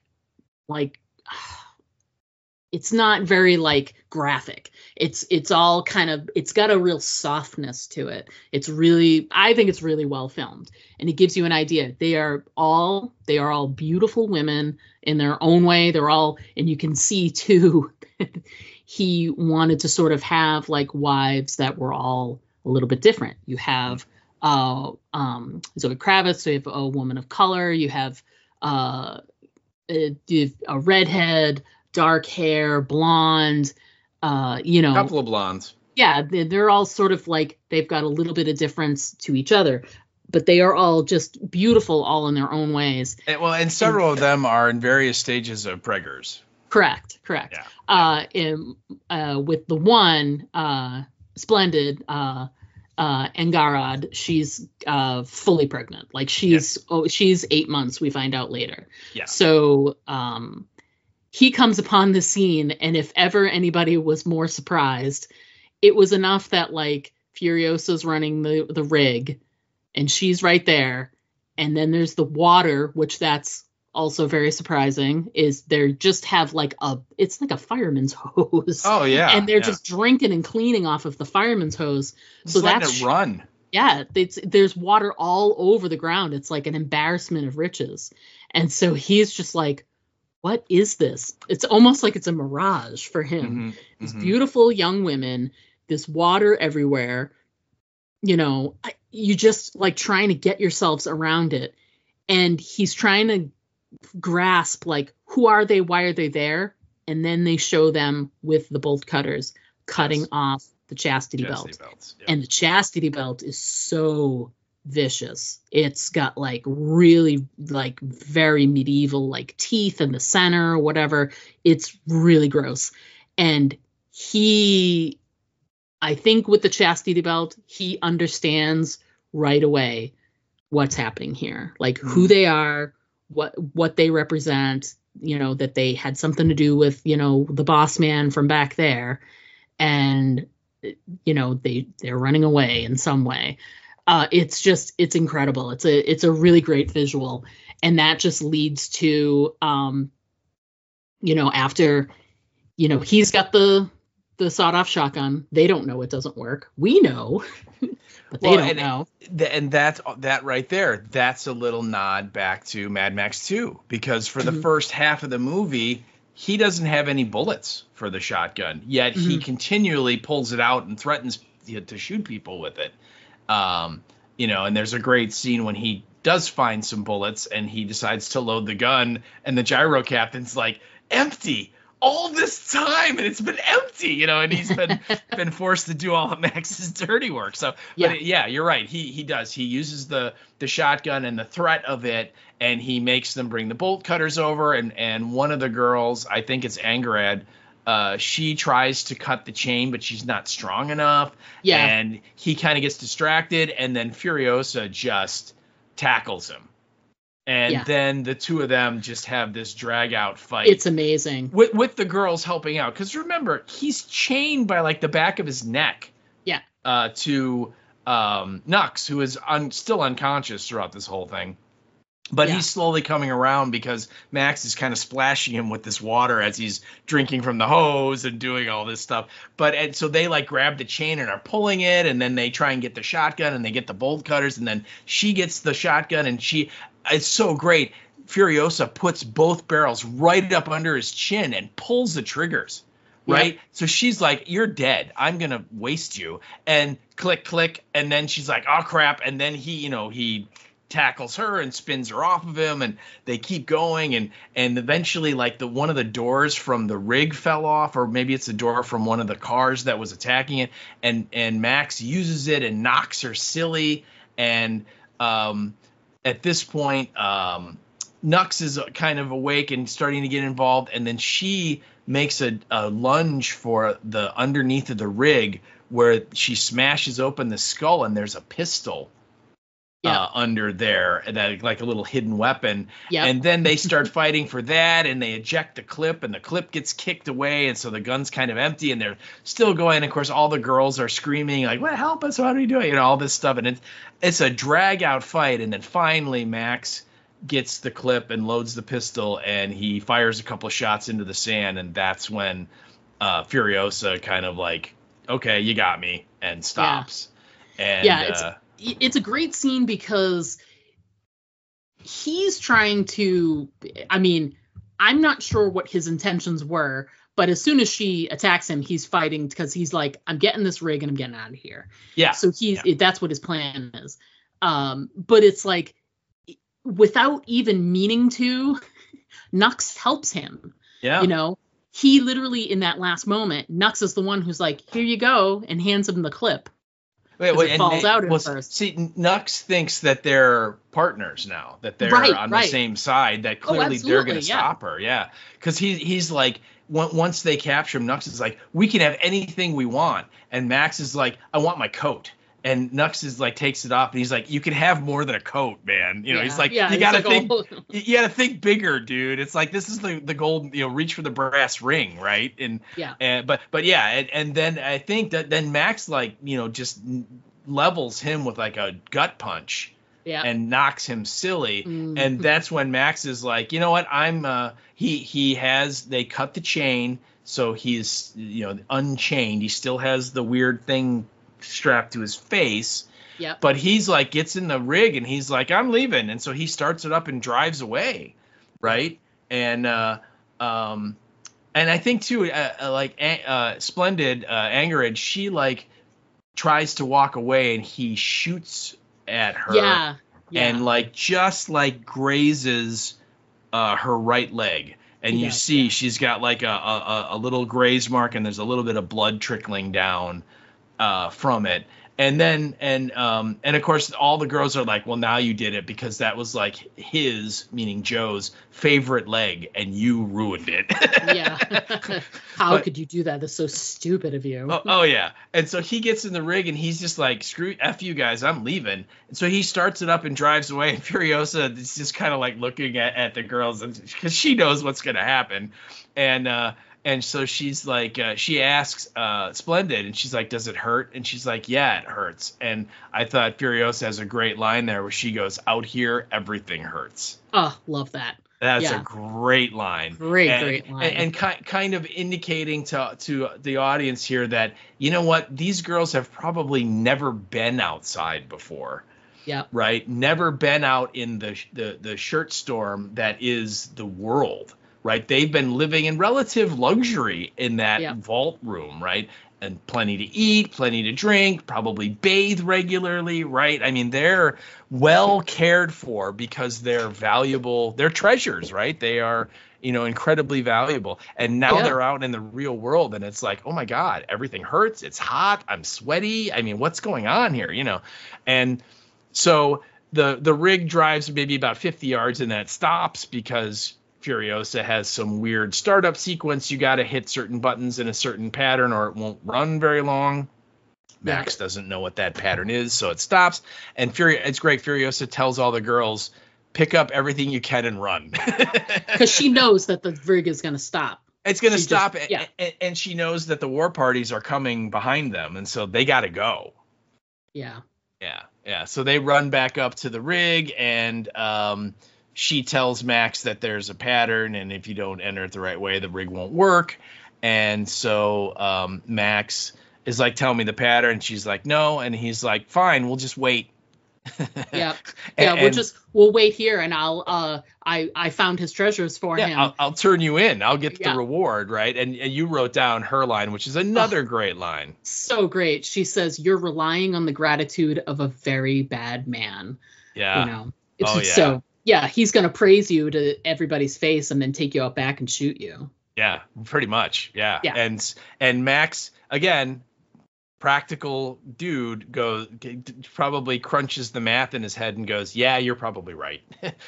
And so everybody piles into the rig, and Furiosa's driving, and Max is there. And I think, doesn't she give him like a file?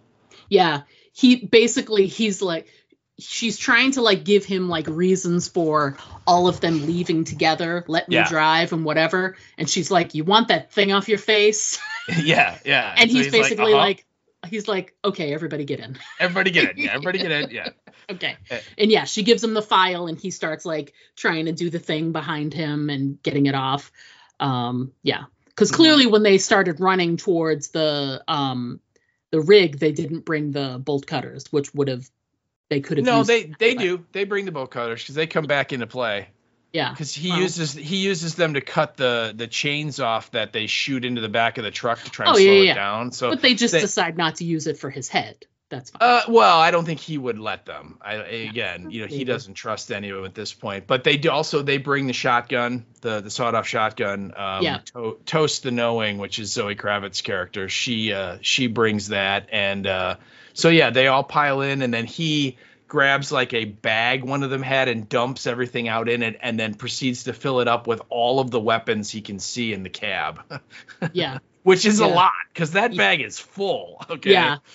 And I love all the movements he does too, where he's like, because she reaches down underneath and he's like, I know better, and gets the one, and then a couple of seconds later he starts doing the inventory. It's like, okay, up above here, there's a hiding place there, under here, under here, under here, under here.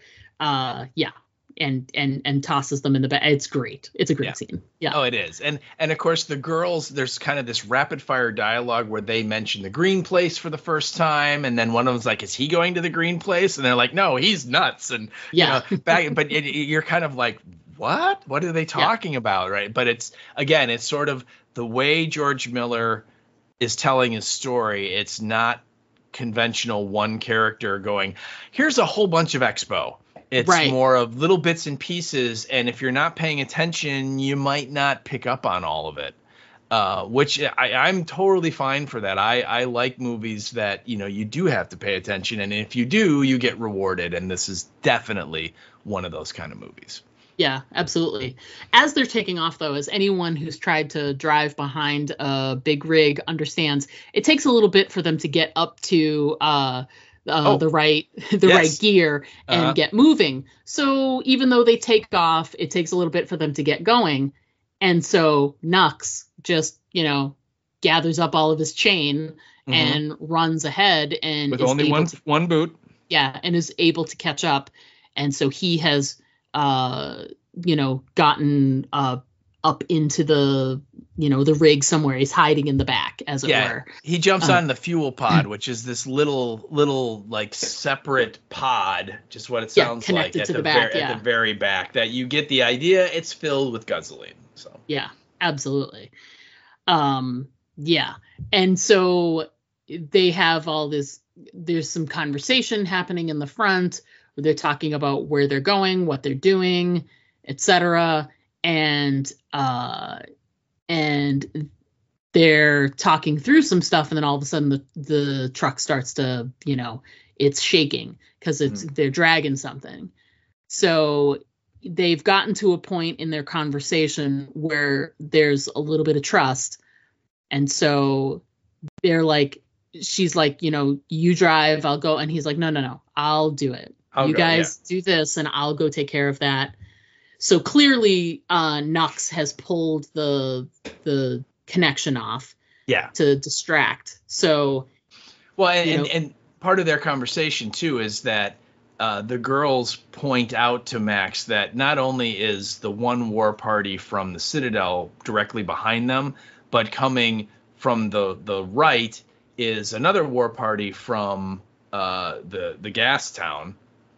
And they get out their binoculars and they see they've got the big rigs, they got the polecats, the flamers, and then the dude, the guy who runs the gas town, which is what is his name? The People Eater. Yeah, is his name, right? Yep. And so they're all coming out in force, and then they look over Furiosa's out the left side of the truck, and there's another war party, and that's the Bullet Farmer. Yep. And all of his guys. So at this point, Max sees that, basically the hornet's nest has been stirred up, and everybody that can, has a car is in pursuit for these ladies, right? Yeah. And so it's at that point that the pod stops working, it's kind of dragging and slowing them down. So she's like, I'll go, and he's like, because he doesn't trust her that much. And so right. he's like, you know what, I've got all the guns, or at least all the weapons I think in here, I'll go. And he takes the bag of guns with him, and he goes out back. And it's after he leaves, that's when she pulls the top of the gear shift out, and you see that that's actually a knife. Yeah, so I love that. We know she actually has another weapon if she needs it. So yeah, it's a nice little reveal, to just pull it out and pop it right back in. Yeah. So he goes back, he reconnects that fuel pod, and while it's a really great shot from the side, and it shows him crawling across the top, and while he's heading to the back, Nux is climbing underneath, and he's going towards the front. Yeah, Nux is like Indiana Jonesing it underneath it. Yeah. It's an amazing stunt that they're doing. Yeah. So then Nux comes in and starts choking Furiosa, and then all of the girls just beat the crap out of him. Oh yeah. Bite him, beat the crap out of him, and they, he starts talking about going to Valhalla, and they're just, at first some of them, like the redhead, likes him. Right, they kind of have a little crush romance thing, and she's like, he's just a boy, and he's like, and then he's on at the end of his half-life and all this stuff, and they end up throwing him out the truck.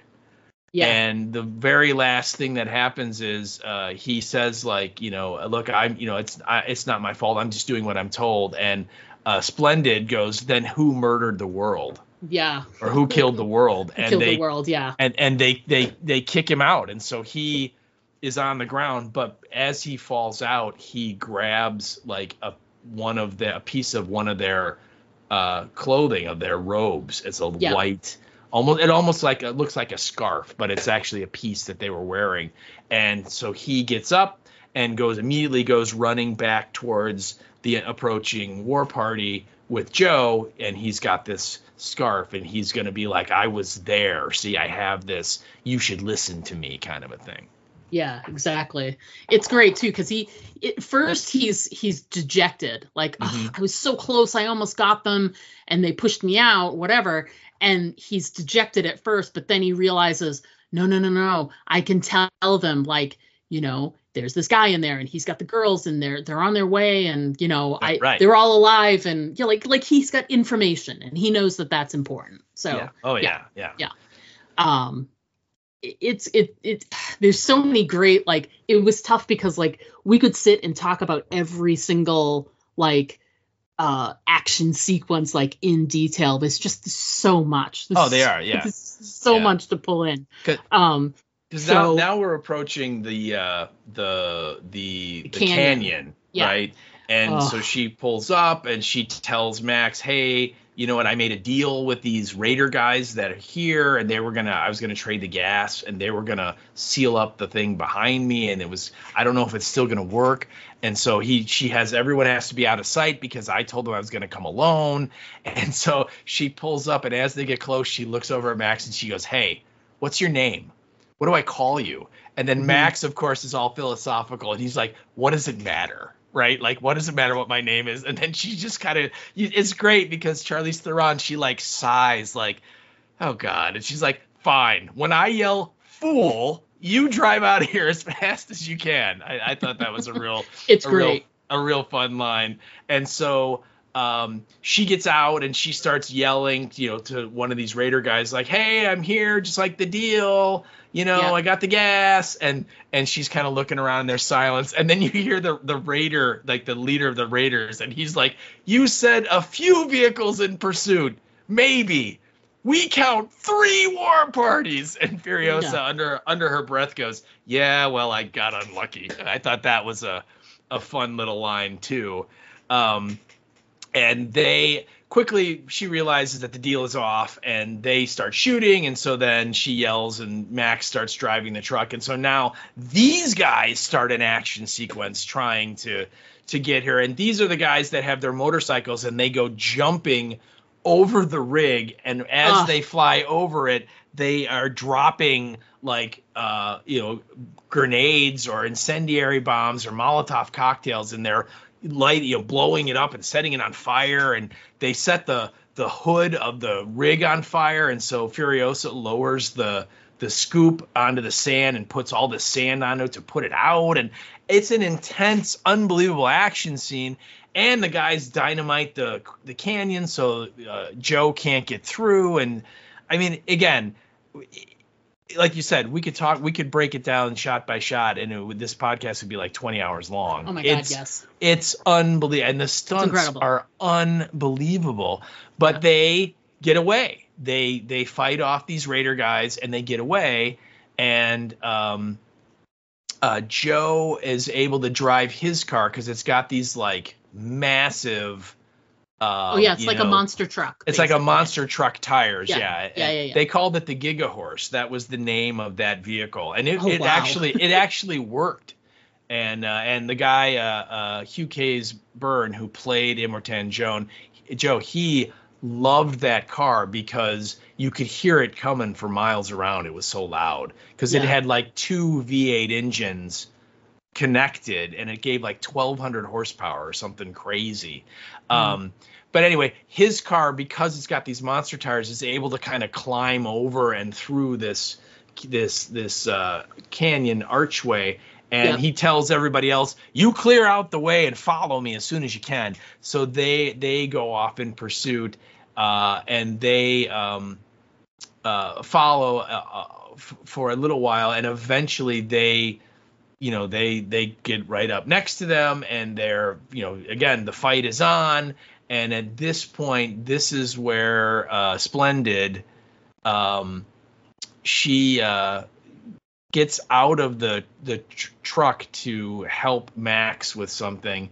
And I know the steering wheel, they shoot a spear and it hits the steering wheel of the truck. Yeah. And then they pull, it's on a line, and they pull it off, and the steering wheel comes off the truck, and Max is still holding onto it, and his hand is pinned against like the roof of the rig. And so Ingrid comes out with the bolt cutters to cut the line, and she does. And so then Furiosa like puts like a wrench onto the steering column to try and steer this truck, which we should remind you is going like 80 miles an hour. Yeah. Through a tight canyon. Through a tight canyon, right. And they're coming up, and there's like a rock outcropping on the left side, which is going to totally take out Ingrid because she's outside of the truck. And they're trying to turn, and bang, they hit this rock, and it explodes into dust and all this, and they're all like, oh, what happened? Where is she? And she's gone. And then you see like the last minute, she like ducked behind the back of the rig, between the rig and and so she's okay. And Max looks out the window and sees her, and she kind of smiles, and he gives her the thumbs up and goes back to driving. And then she moves to get back in the cab, and she slips. And she grabs the door. And at that point, the door, which has been weakened from all this combat, it gives way, and she falls. And Immortan Joe's Giga Horse runs her over. Right over her. And it's such a quick sequence, and he tries to avoid her, and in trying to avoid her, he rolls his own vehicle. And because he's trying to avoid her, and he does not succeed, and rolls his own vehicle. And there's a whole scenario. There's like a crash and whatever. And he, as they're driving away, the girls are like, "You have to go back. You have to go back. We got to stop. We got to go get stop." her. And he's like, "Nope." And then Furiosa's like, "What did you see? What happened?" And he says, "She went under the wheels." And she's like, "Did you see?" And he's like, "She went under the wheels." Under the wheels, yeah. So basically, she's gone. She's totally gone. Yeah. And it's so tragic because, first of all, it's basically one of their, sisters, as it were, and the bond and the connection that those girls have. Mm-hmm. And so they've got that connection, but on top of it, like, Angharad was pregnant. So I kind of got the sense that Angharad, she was kind of like the leader of the treasures because she was a little older. Yeah. And you could tell that, like, well, first of all, we should just run through the treasures. We have Splendid Angharad, we have Toast the Knowing, we have Capable, we have the Dag, and then we have Cheeto the Fragile. Yeah. Such great names. And they're so descriptive. Right. And literally, if you don't read the credits at the end, you will not know what their names are for pretty much everybody in this movie other than Max and Furiosa, because very few times in the movie does anyone actually use another character's name. Like, and if they do, if you have I found, like, because I knew a couple of them. I mean, he calls her Splendid. Yeah. But it's but a couple of the other names you don't really get them. But if you watch with the captions on, you get them. Yeah. But it's hard too, because lots of times they're all together and you're like, wait, which one is that? You know, when there's like three of the treasures together, you don't necessarily know which one is Splendid, which one's Capable, which one, whatever. And interesting point, Furiosa throughout the entire movie never uses any of their names ever. Right. So she does not. Because she doesn't want to connect with them. She, right. she doesn't want to become attached to them is what the explanation is. But yeah, so she's dead, but Joe has been stopped. And so they kind of they're able to keep going. So they get further away. Yeah. And also I think we should point out that Nux gets on Joe's car because he shows the scarf, the piece of clothing, and so Immortan Joe's like, you come with me, and blah, blah. And then it's great because Slit's like, I got his boot. It's like, hello, boot. Yeah, it's totally like an I carried the watermelon moment. It's great. Yeah. Oh, it is. It's really great. But what about me? I got the boot. But anyway, so Nux is on there, and as they're getting close, Nux tells, because he's sitting right next to Joe, and he's like, Joe, if I get on the rig, I know how to get up to the cab, and I can get her. And so he like pulls out like a screwdriver or something. He's like, I'll stab her in the spine, and that way she'll still be alive for you to finish her off. And Joe like pulls out like an old fashioned cowboy 6-shooter. Yeah, revolver. And it's like, nope. Shoot her in the head and kill her and bring my treasures back. And so he's like, okay. And he and Joe's like, if you do this, I will take you to Valhalla. So Nux is like over the moon excited. Oh my God. And so Erectus throws him onto the rig because they're right alongside it at this point. And he is all excited, and he starts running down the top of the rig, and his chain gets caught in the rig, and he pulls him back, and he falls, and he drops the gun, and Immortan Joe's like, mediocre. It's so great. So great. Right. But it's an unbelievably important plot moment in the movie. Oh God, yeah. Because Nux is like, I'm done. I'm never getting to Valhalla, so I have nothing to gain by helping Joe now. And so he like literally, that's like where he becomes a good guy, is that moment. Yeah. And so of course then all the stuff happens with Splendid, and the car wipes out, Splendid gets run over, and so the rig keeps going, but now Nux is still on board, although they haven't found him yet because he's kind of like sulking in the back, kind of like crying to himself kind of a thing. But we have to talk about the scene where Splendid gives birth, and I'm using air quotes as I'm using the word birth. So please tell me your thoughts about that scene.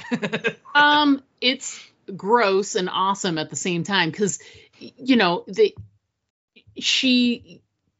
In the aftermath of the accident, they show Joe, and he's carrying her, and he's so like, distraught, whatever. Mm-hmm. And they cut to the very next scene. Not the very next scene. There's other stuff happening, all the other action. But the next time we come back to Joe and his crew and his group, you see that the doctor, who I just have to a quick shout out that the character name for the doctor, he is the organic mechanic. Yes. And that is so fucking awesome. It is. Yeah. And anyway, so he is doing he's like, your girlie's about to have her last breath. Yep. And so he comes in, he's like, take the, basically. Like, what about the baby? And so they do, they cut her out. They cut the baby out. So they do like a C-section, an emergency C-section. But the baby. Doesn't he like put the horn up to her belly and tries to like listen for the heartbeat first? And he's like, I'm not hearing it. It's awful quiet in there or something. And that's when Joe's like, cut her out. Yeah. So they do that and he cuts out the baby. And all you really see is a little foot. Mm-hmm. And he's like, it's not viable. And he's like, sorry, if it had another month, you might have had a viable one. A viable human. Yeah. So that's how we know she's about 8 months along.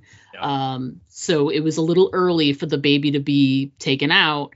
And so, it's, needed about another month. So we get the camera's almost like where the womb would be.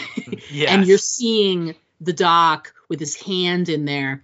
And then in the really close foreground, you just get like a little itty bitty foot and it's not moving or whatever. It's really creepy. And then he's like, was it a, what is it? Was it a boy? And he's like, yeah, it was a perfect little boy, perfect in every way. Mm-hmm.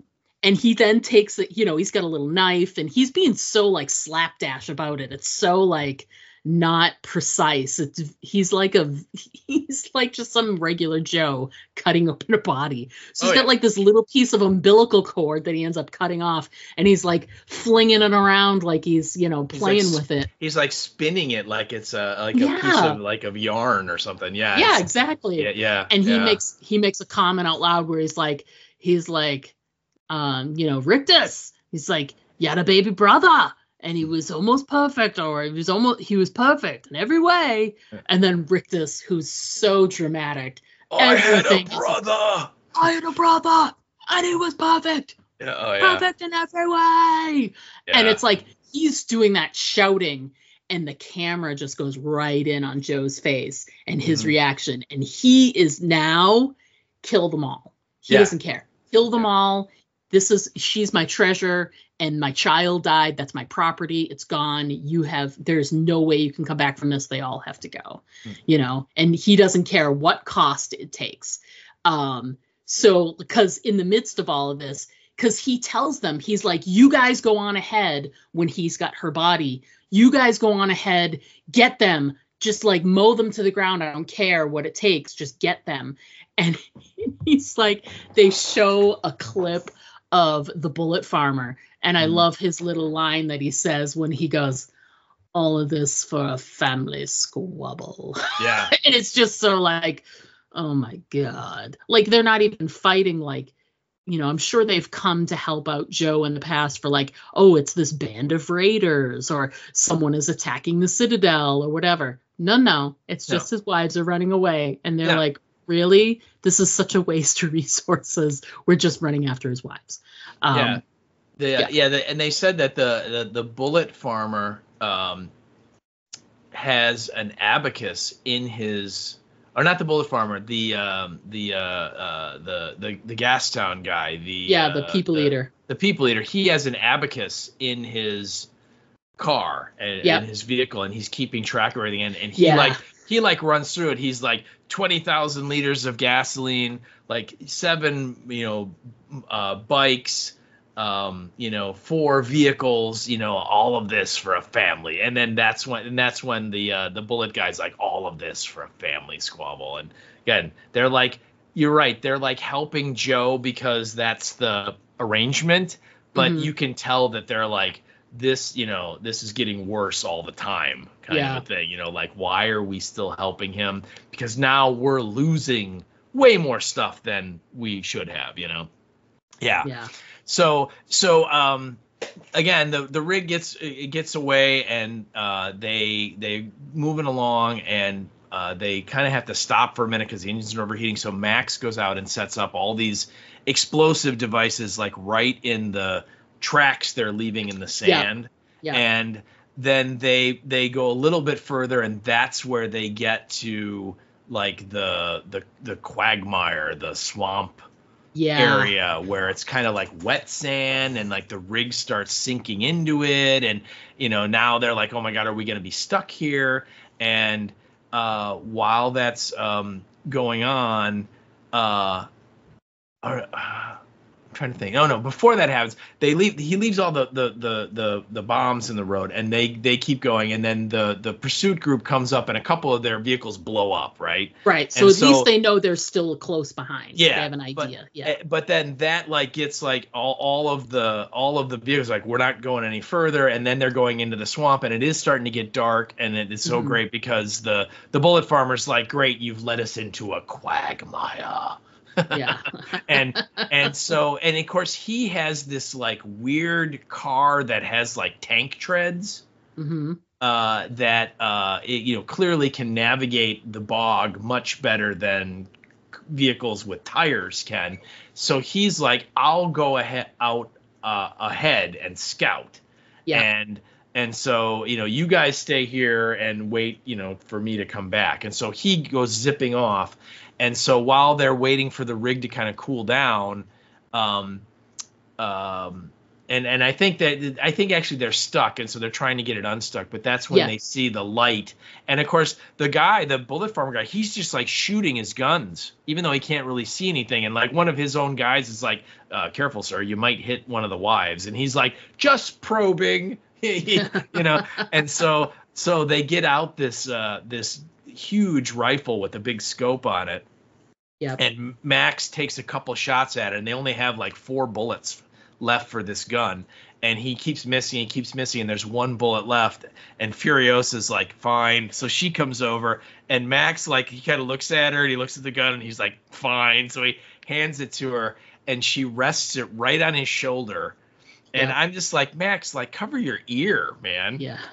But he doesn't, and so she's like subbing, and literally all they can see in the distance is this like searchlight that's on the bullet farmer's car that's slowly getting closer. Right? It's a little dot in the horizon. Yeah. And so she's sighting it in, and then she very, very quietly tells Max, don't breathe. And she pulls the trigger, and she hits the light, and it explodes, and all of the glass shrapnel goes right into the bullet farmer's face and totally racks his eyes, where he's blind as a bat. I mean, they show it. It's like his eyes, his eyeballs are gone. They're just like eye sockets, right? And it's so great because one of the guys is holding a lit flare like an inch from his face, and he's like, hold the flare up next to my face. He's like, it is next to your face. And so they literally just like tie a rag around his eyes, and then he's like, keep going. And he gets out these 2 machine guns, and he's just shooting and like, because he's just freaking out that he's been blinded by these people.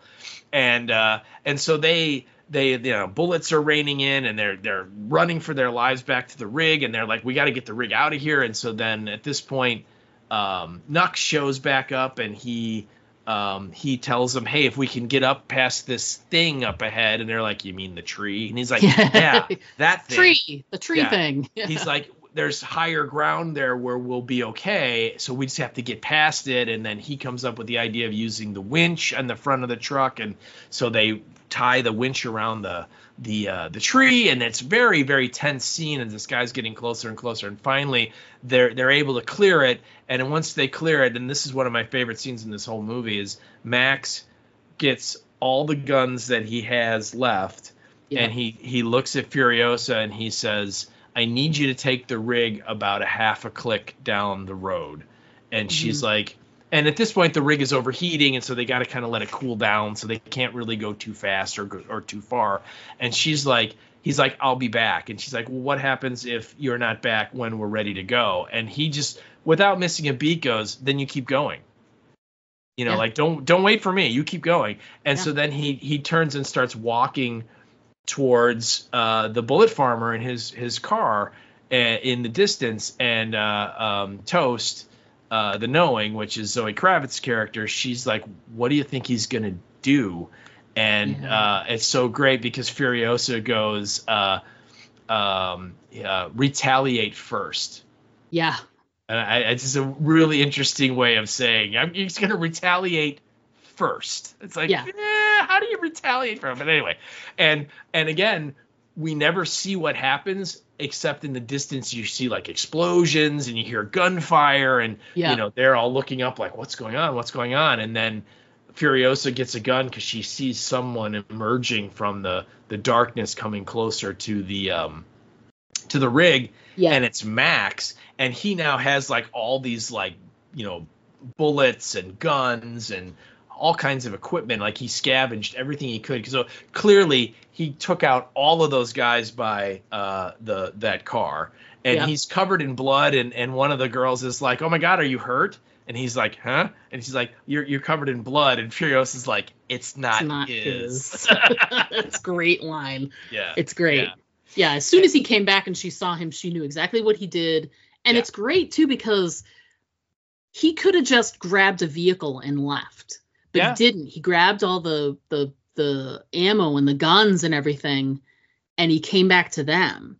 Yeah. And that means something, you know. He's a part of this journey. So I love I love the way that quagmire area looks. It's really blue and dark, and with the crows and everything. It's just the feeling there is so different than any other part.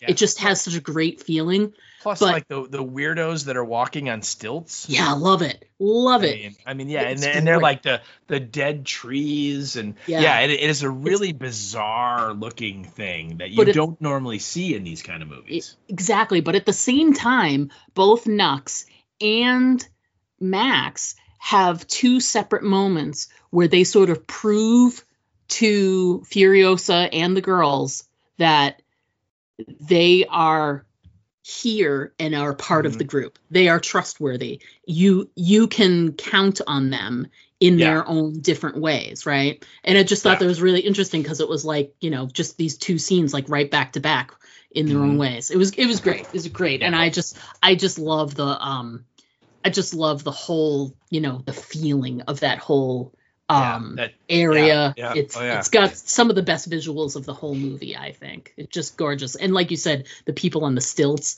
What really is that? It's so bizarre, and I love it. Yeah. And I should also point out that when Max comes back, first of all, in one hand he's carrying a steering wheel. Yes, he gives it right to Nux. He gives it to Nux. So, okay, we got a steering wheel for the rig. And then he throws down this big bag. And you can see, and he's got like, you know, bandoliers of bullets and stuff around his shoulders and stuff. I mean, he's like loaded up with stuff. He's literally taking everything he can carry. Right. And he dumps it all. And he takes this bag and he dumps it down and he opens it up and he tosses Nux a boot. Yeah. So Nux finally. It is. It's again. It's these little details, right? Yeah. That he remembered. Yeah. You know what? I'm wearing one of his boots because I lost one of mine. He's now part of the group. I want him to be as effective as possible. I'm getting him a boot. I thought that was great. And the other thing, and this part, I was like giddy when I saw it in the theater when he is grabbing all the weapons to go. And leave the rig right before he tells her, you know, pull it up about a half click down the road. And then, you know, what happens if you're not back? In his hand, he is holding a metal boomerang as one of the weapons. Really? Yes. And that, again, is a direct nod, Easter egg, whatever you want to call it, to Mad Max 2, with the feral kid had the metal boomerang that he threw. And that was amazing. I thought that was such a cool little moment. And it's very subtle, and you only really see it from one angle, but he's holding a metal boomerang. So okay. Yeah. So yeah. Wow. That's pretty cool. That's really cool.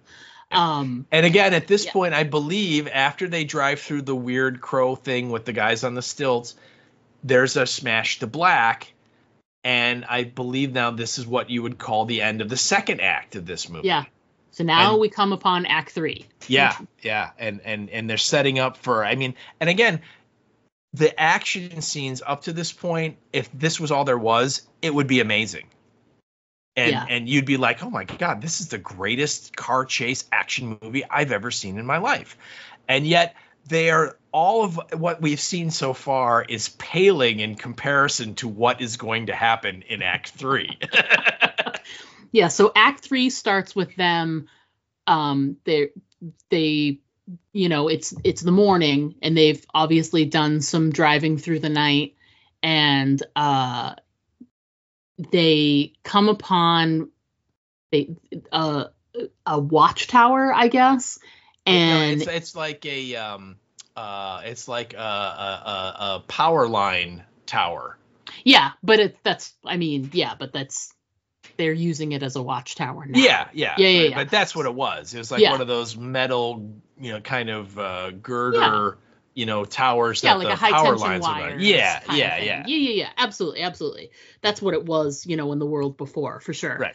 And so they come upon that, and, Toast actually sees it first because she's looking in that direction and points it out to Furiosa, who looks at it, and she sees it and says, I remember something like that. Mm-hmm. Meanwhile, there's literally nothing else. Like, it's a vast, it's a desert. It's still vast wasteland. Yeah. And at this point, come to find out, they should have sort of come upon something because they've traveled enough, and that's why they're sort of out of the truck, looking around, trying to get an idea of like bearings. Have they gone too far? Did they miss something? Whatever.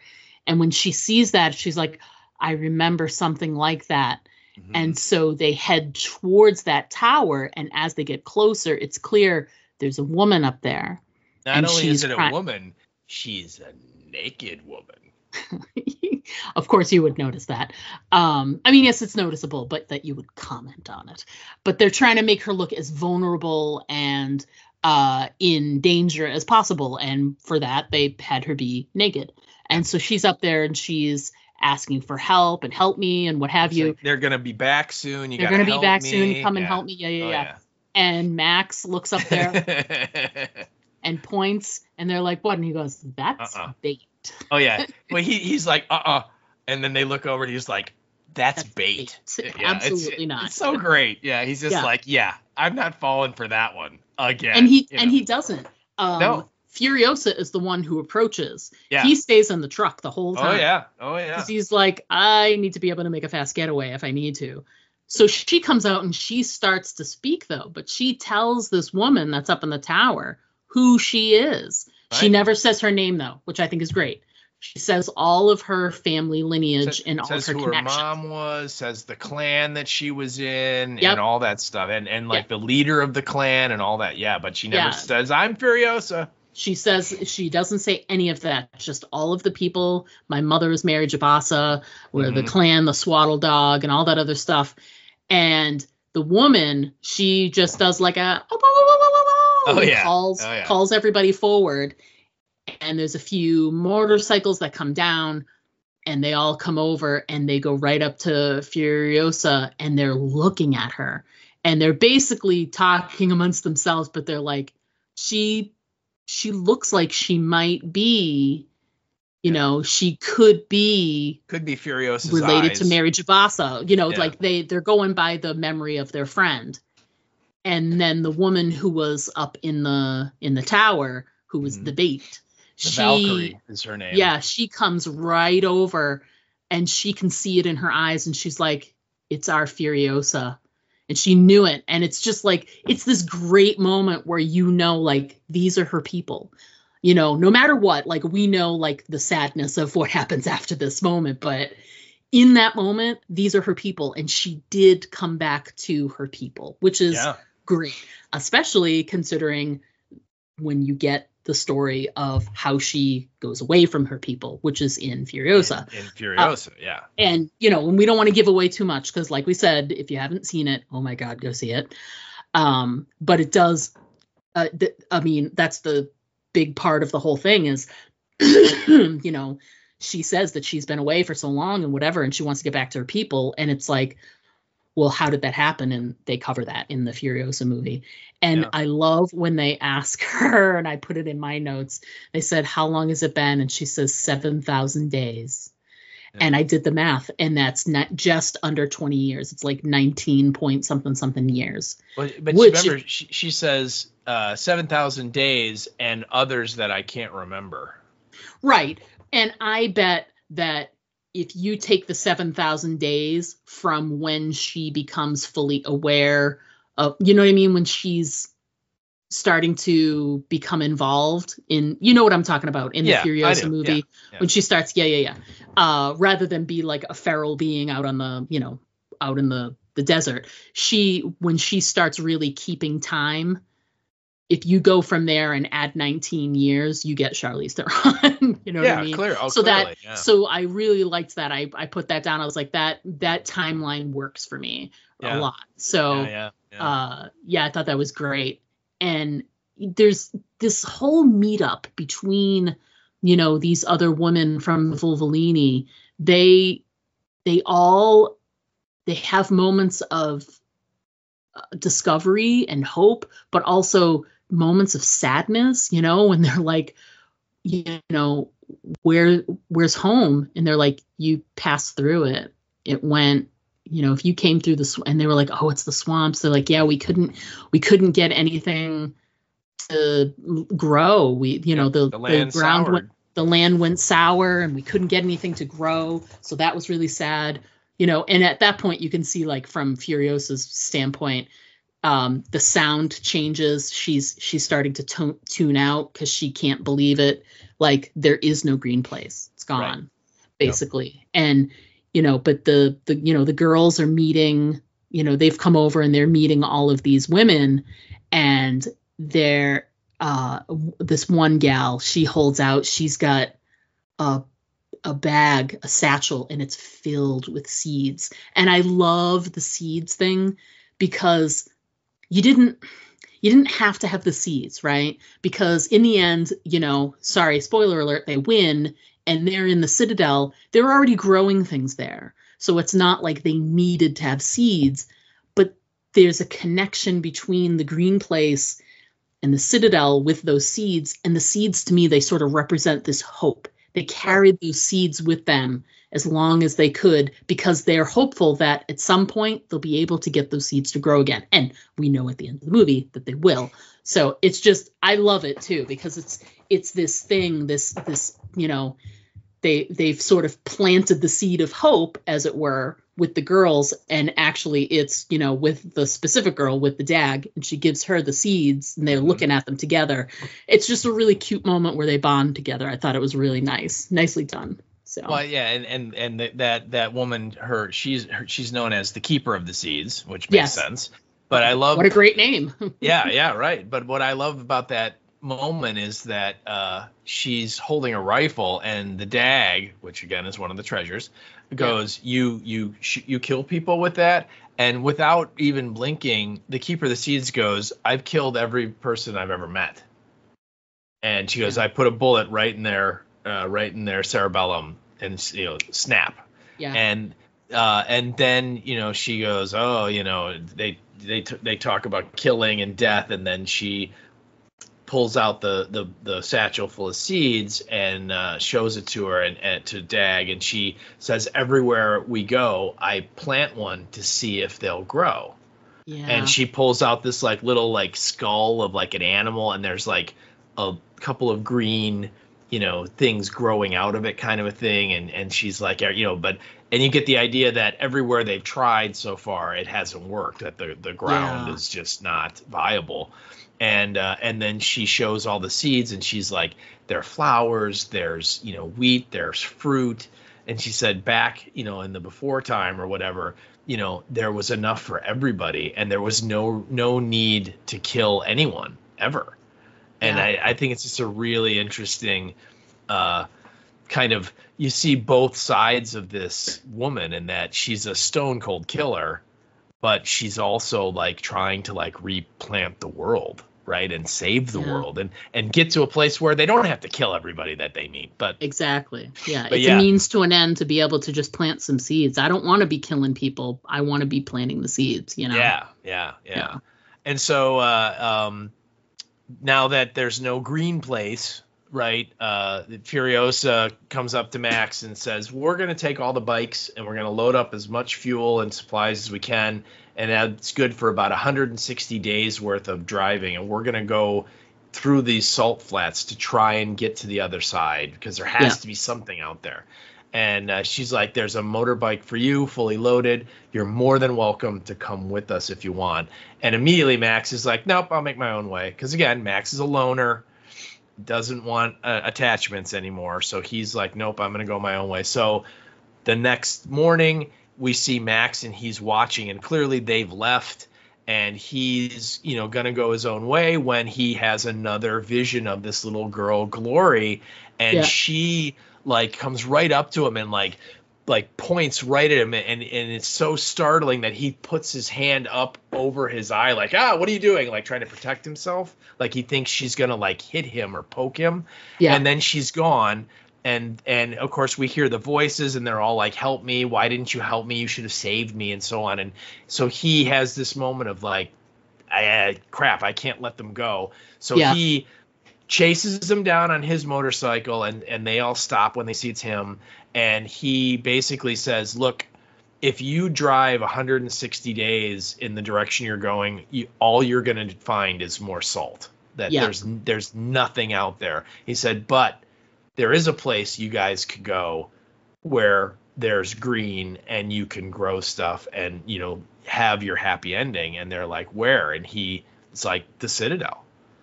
And they're like, it's so great because I believe the dad goes, wait, I thought you weren't insane anymore, which is a great line. And he kind of explains that, and basically they realize that, look, the Citadel is basically undefended because everybody that could carry a gun or drive a car is after them and away from it. And one of the Volvolini's like, it'll take 2 weeks to like go around the mountains to get back there. And he's like, no, we just turn around and go back the way we came. Yeah. And of course they're all like, but isn't that where like all of the bad guys are? Like, and he's like, look, it's going to be a hard day, but if we smash through them and then we detach the tanker part of the rig and blow up and block the pass, just like the biker guys did, we'll trap all of the war parties behind us. We'll get the Citadel to ourselves. And then I think Capable is like, and we have Nux and he's a war boy, so they'll think he's coming back with us, which is what he's supposed to do, so they'll let him in. And they're like getting all excited, and you can tell Furios is like, you know why this is a bad idea? Because this is obviously a bad idea, but they do the handshake thing, and it's like, okay. And so now we're on for like the last chase / fight scene. And again, all of this driving scenes, action scenes we've had in this movie have been amazing and great. And you're like, how could they possibly top this? And literally, George Miller's like, hold my beer. Because I mean, it is.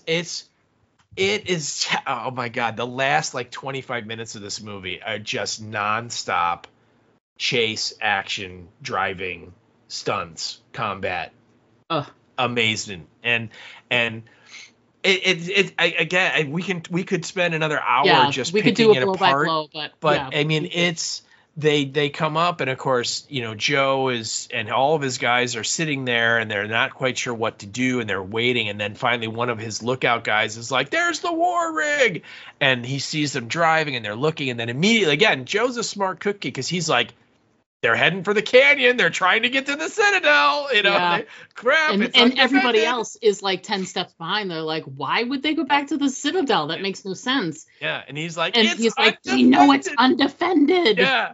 So they all get up and they're gonna close in on them, and it's oh my God, it is just unbelievable. All of the fighting back and forth, and you have these polecats guys, which are these guys that are on these like poles that are about 30 feet long, and they're at the very end. So they're 30 feet up in the air, and down at the base of the car, they're on like there's like a joint in there, and they move. They go side to side, right? Yeah. And they have a counterweight, and so there's a guy there that will help lift them. And these guys are like, I mean, these are, again, this was all real. This was not CGI'd or anything.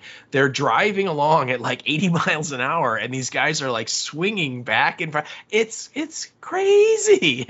And they're there, and then the gas town tanker truck is there, and they've got flamethrowers, and they're shooting flame at them, and Zoe Kravitz's character gets lifted out of the rig by one of the polecat guys and is put down on Joe's rig, so he has her at gunpoint, and so she's like a hostage. And and we haven't even talked about the one truck that in the back of it are these 4 like timpani drums that these guys are drumming away with as they're driving. Like they're the ones that were doing the war. Like in the very, very, very, very beginning, when they were like hearing the drums, and they're like, Joe is calling us to war. We have to go. Right when they decided to bring Max with them as a blood bag, these are the drums that were drumming. They're these huge beast drums. Oh, they are.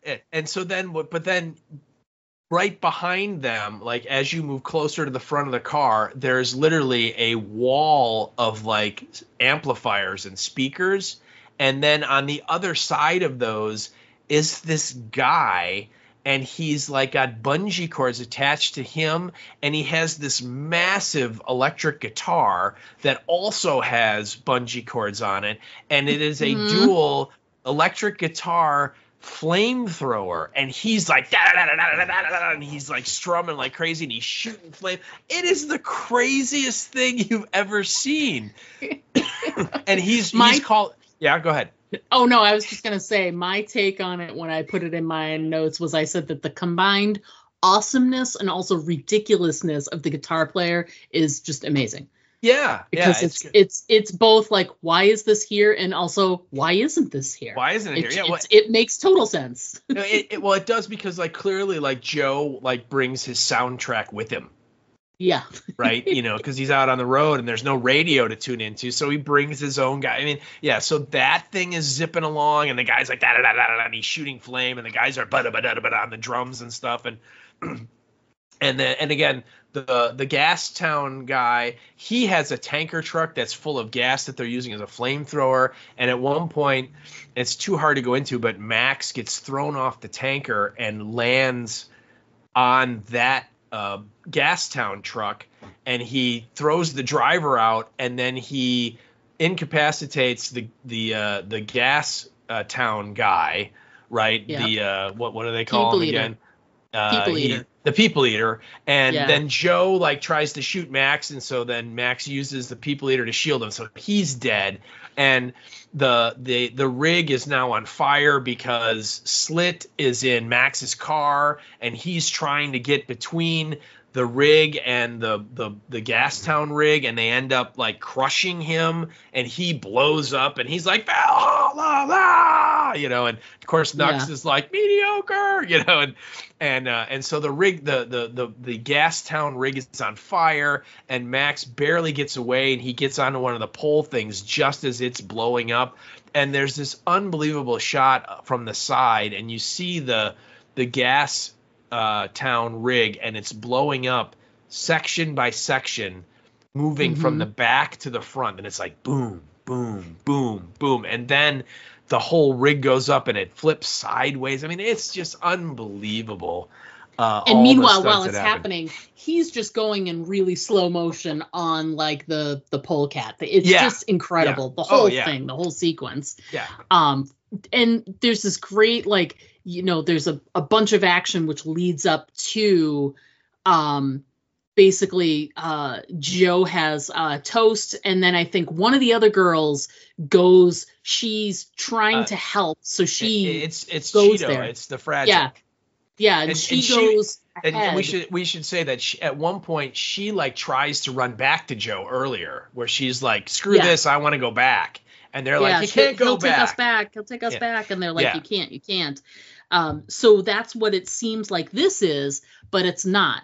She's run toward Joe's car, but she's trying to entice Rictus to come toward and like whatever, so that she can, push him off or like get, you know what I mean? Like she's just trying to say like, "Oh, help us, whatever."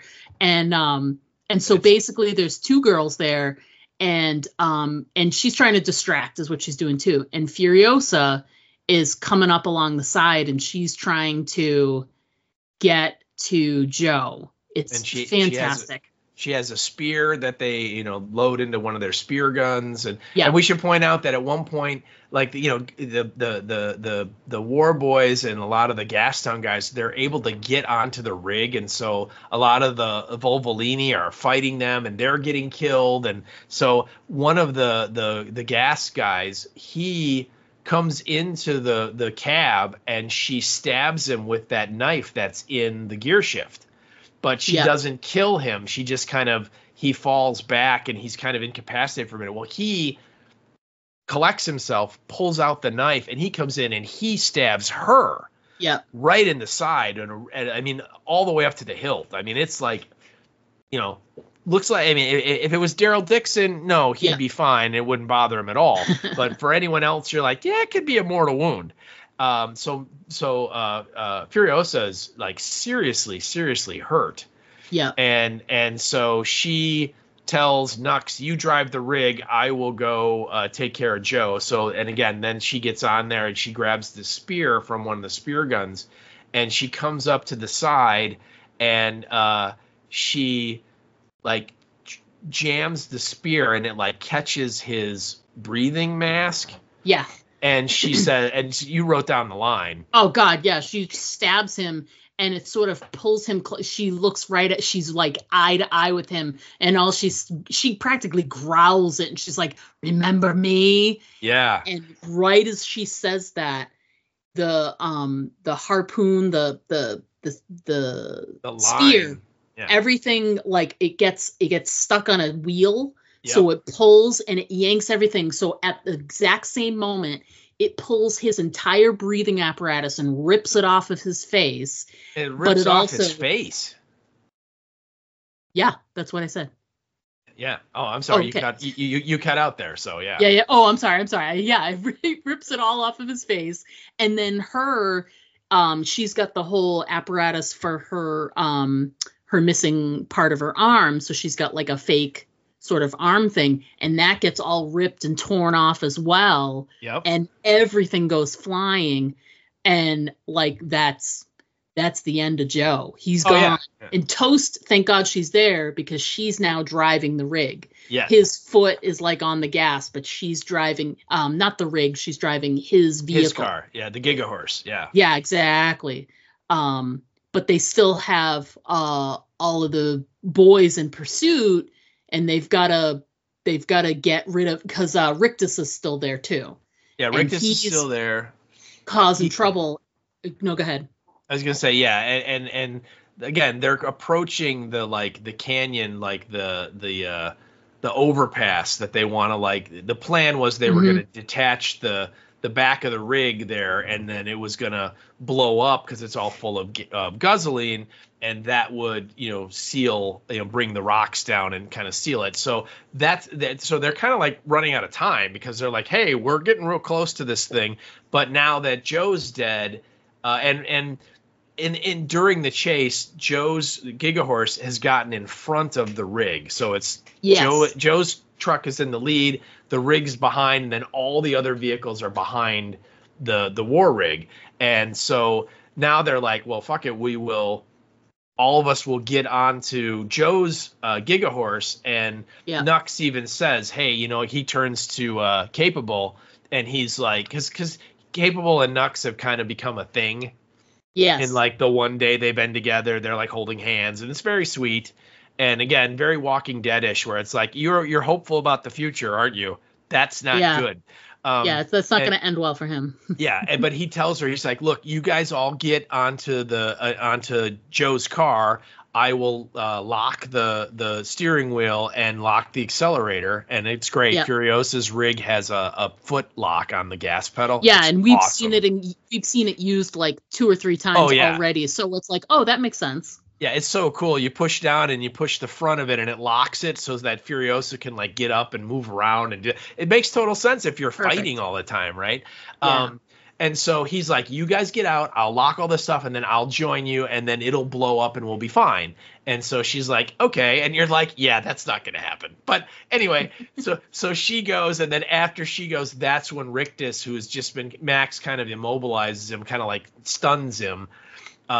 He gets up and he is going to follow them. And so Nux like hits the brakes. So he creates a distance between Joe's rig, Gigahorse, and the war rig.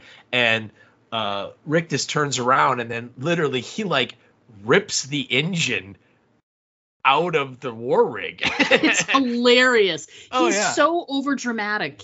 Everything he does is like this huge, like, you know, display of emotion, like when, like the scene where he's got the big, like, you know, machine gun, and everybody's miles away, but he's shooting the machine gun. And it's not going to do anything. It's just letting out his anger. He's hilarious. Yeah. And like at that point too, he sees that Immortan Joe's dead.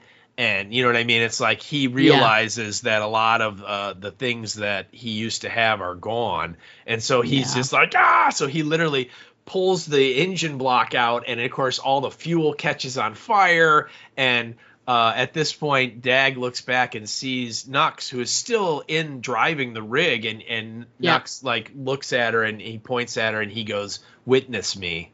Yeah. And then right as they approach the opening of the canyon, he like gives the wheel a hard turn and he totally flips the rig, and it wipes out. And I have to admit, this was definitely CGI, but it's still cool. And the rig explodes, and parts are going everywhere. And the very last thing you see spinning and then coming into a perfect camera angle is the steering wheel. With the skull CGI. On it. Oh yeah, it looks great. It looks amazing. It's unbelievable. Yeah, it's so great. And so that's the end of the chase. And again, you have to see it. You have to see it because it is breathtaking. I would even say that that's the end, because it does go to black. I would say that that's the end of Act 3, and the rest of this is the epilogue. It's the epilogue. I agree. I absolutely agree. Yeah.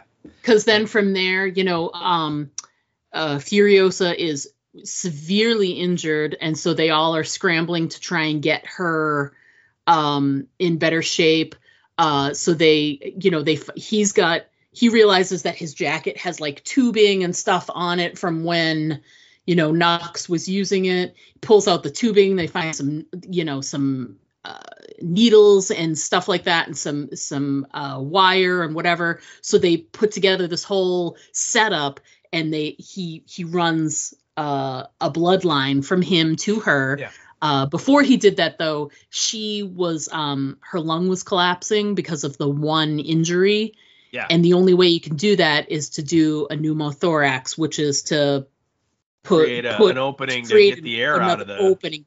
Yeah. Exactly. So he literally intentionally stabs her on the other side, and he's like, "I'm really sorry." He's like, "I am so sorry." And he does it, and it of course hurts, but she can breathe now. Yeah. And then they do the tube, and meanwhile she's like on her last leg, and she's just basically, he's holding her head. She's telling him in his ear, she's like, "Home, home, home," and that's all she's saying. And he's like, they're scrambling to try and get this like line hung so that she's getting some of his blood, and it's really affecting him. And he's got this moment where he's just like, you know, when you see him being kind of like, he's having like a little mental moment where he's having some mental anxiety. He's looking, he's shaking and nodding his head a little bit, and he's looking around or whatever.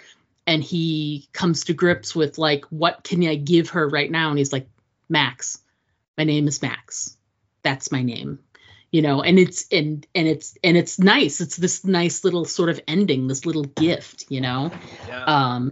And then the second part of the epilogue is them coming up to the Citadel, and they're like, "Oh, who's that coming?" You know, they start to bring the drawbridge, the little platform. They start bringing that down, and then they're like, because they recognize the car. That's Joe's car. So they bring it down. Like, identify yourself. You know? Yeah, who are you? Yeah, and they're like, there's someone in the car, and they've got something, and there's something on the hood of the car. Yeah. And he gets out of the car. He's got his hands up. He's like, I'm not here to shoot anything. And he pulls back the cover, and you see that it's Joe, and he's dead. And all of the people, villagers. Like the villagers, like and they're in varying states, and you know this from previous scenes, like they are all like, you know, physically disabled or harmed, or they've got like, you know, they're showing effects of the fallout. They've got like, you know, like sores or bumps or whatever. All of the people, there's some issue, or they're just like skinny and, you know, emaciated because they're starving. Right. And they all come rushing forward, and oh my God, they tear Joe to pieces. They go at that dude like he's a piñata. It's amazing. Yeah. And they have this moment where they, you know, he's standing there on the roof of the car. Furiosa comes out, and they're all like, "Oh, well, we know who Furiosa is. Like, she's trustworthy. Let her up." Exactly. And in that moment, you know, the son, what's his name again? Colossus. Colossus. He has a moment there where he can. To be fair, he's Joe's son, so he would be in charge. Right. You know, Rictus is gone, and I don't think they show any other children of his. And so he's like, he could be in charge, so he could say no, and they'd have to listen, and they'd bring the bridge back up. But he knows in that moment that this is a shift. You know, it's a shift from, you know, Joe is no longer in power, and he's gone. And these people, they could have beaten my dad, and they could have ran away, taken all of his stuff and run away. And they also could have come back here and been very violent, and they're not. They're just asking to be let in. And so it's like in that moment, he grapples with it, and they let them up. You know, they bring the platform down, they drive the car on, and as they're coming up, there's this great moment where the wives are there, and they're helping all of the people, like the downtrodden, and they're bringing them up on the platform with them to be like, come with us. You're a part of us. You know, you are a part of this whole thing now. And the final moment of the whole movie is, you know, Furiosa has this one moment where she's, you know, where Max is right behind her on the platform, but then as it's raising and gets higher and higher, he was there, and she turns to look at him about something. Oh my God, and he's gone, and he's not there. And she's looking around, where did he go? And she spots him in the crowd, and he sees her, and they have a what you would like to call in movies as a very a very important eye acting moment there, where there's no words, obviously, and they're just looking at each other. And she's, you know, you can tell she's got this look of like thankfulness, you know, gratitude on her face. And he is like basically on his way to keep walking, and sort of over his shoulder, he looks at her and he just nods. He nods, you know, and then she nods back. Yeah, and then it's done, and he just disappears in the crowd, and the platform keeps going up. So. Yeah, and also the milk mothers turn the water on. Yes, so they water do. is cascading down on all these people, so they're going to get a lot more water. And yeah, it's a very uplifting ending.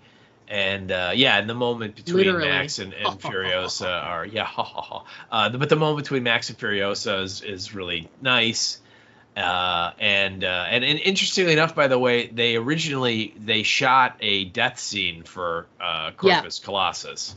And, did they? Yeah, they did. He was killed off at the end, and George Miller ultimately decided that he couldn't kill that character, so they reshot the sequence again, but they made it the scene that's in the movie where he's not killed, he's still there, so he's the only surviving member of Joe's family that lives through the movie. So I think it's interesting too that I read somewhere that in the original version of the script that Max goes with them on the platform and goes up, and that it was actually George Miller says that it was actually Tom Hardy who was like, he wouldn't do that. Right. He would want to be off on his own. He'd be glad they're okay, but he's a loner, and he would be no good in a group setting. Like, he's just like, no, that's not what he would do. Yeah, that's not his thing. Yeah. So. Yeah. I just have, before we get into stuff we might have missed or want to cover or whatever, but I just want to know, do you think post, the platform raising, do you think it's Furiosa who runs the Citadel? Do we think it's a group, like a council, like maybe Council of Women was something I wrote, but I don't know. What are your thoughts on what the Citadel is like in the future? The post movie Citadel. Citadel. I don't think that she's in charge. Yeah. I think that that would be too close to what Joe was, and that's not what she did all that for. Yeah, I think so too. I wrote it down, and as soon as I wrote it, I was like, I don't know. Plus, I think. Yeah, I think she just is not interested in being in charge. It's right. Not no, that's not her thing at all. Yeah. So I exactly how what kind of government's there, I don't know. So obviously some kind of a council or group was probably formed. But yeah, the only thing I can say for sure is that she did not run the place. That was not, she didn't go through all this just so she could be in charge. That wasn't her plans. She wants a life of peace and not have, and she wants to grow things and grow old with these old women. That's right. Yeah. Well, and actually only one of the Volvolini survives. Yeah, just one. Just one of the mothers. So which is sad. It was down to at the end. It was down to 2, and the Seed Keeper, she didn't make it. So that there's this great moment where the Dag, when she takes the satchel, and as they're leaving, she puts her hand out, and they do like a little, blessing, or I salute you kind of thing. It was just a lovely moment. Well, and then the Keeper of the Seas, when she dies, she has this big smile on her face. She does, yeah, which is really interesting. And she. The roof of the rig gets torn off at one point, and this guy comes down and he puts a staff, and it has a wire loop on the end, and he puts it around Furiosa's neck, and he's choking her and trying to pull her out, and so the Keeper of the Seeds comes up and smashes him with her gun that is out of bullets. And when she does that, another guy comes over. He's a polecat, and he has a chainsaw, and he chainsaws her and gets her right across the midsection. And then she kind of, he swings back on the pole, so she's gone, and she kind of then immediately is like, "Oh, I am really hurt," and she just kind of slumps back into her chair. And she's just sort of got this look on her face of yep, I'm gonna die. And you hear Dag behind her, and she's like, "Are you okay? I think she's hurt," And then literally the next time you see her, she's dead, and she reaches back, and they give her the bag of all the seeds, and she's kind of clutching it with both hands. And then the next time you see her, she's passed on, but she has this big this big grin smile on her face. Yeah. So great. There's so much in that last chase scene that we could talk about that happens. It's crazy. Yeah. Is there anything that there were some things, we could go and go and go that we didn't hit that you wanted to talk about? I feel like the only thing I can see there, I love that he named his little lumps Larry and Barry. That's great. Nux does that. Yes. Yeah, Nux named his little lumps. And he put little eyes and mouths on them too. Which is great. Which is hilarious. Yeah. I love the moment after he's blinded. The bullet farmer has this great moment where he puts a piece of cloth over, and it's so overly dramatic, this speech where he's shouting. He's like, "I am the scales of justice," and he starts shooting. He has two machine guns, and he's just pulling the trigger bada, bada, bada, bada, bada, bada. He's like, "I am the scales of justice." Yeah, it's incredible. It's so campy and so great. I love it. It's so great. That was great. Polecat's great. And then the fight when after everything's done and there's the last moment, the final scene before it goes to credits is there's a quote on the screen, and it says, "Where must we go, we who wander this wasteland in search of our better selves?" And it's attributed to the first history man. And it's just a great quote. I love it. Yeah, I do too. Yeah. Anything on your list that we didn't get to that you want to make sure we point out or cover? Yeah, a couple things. When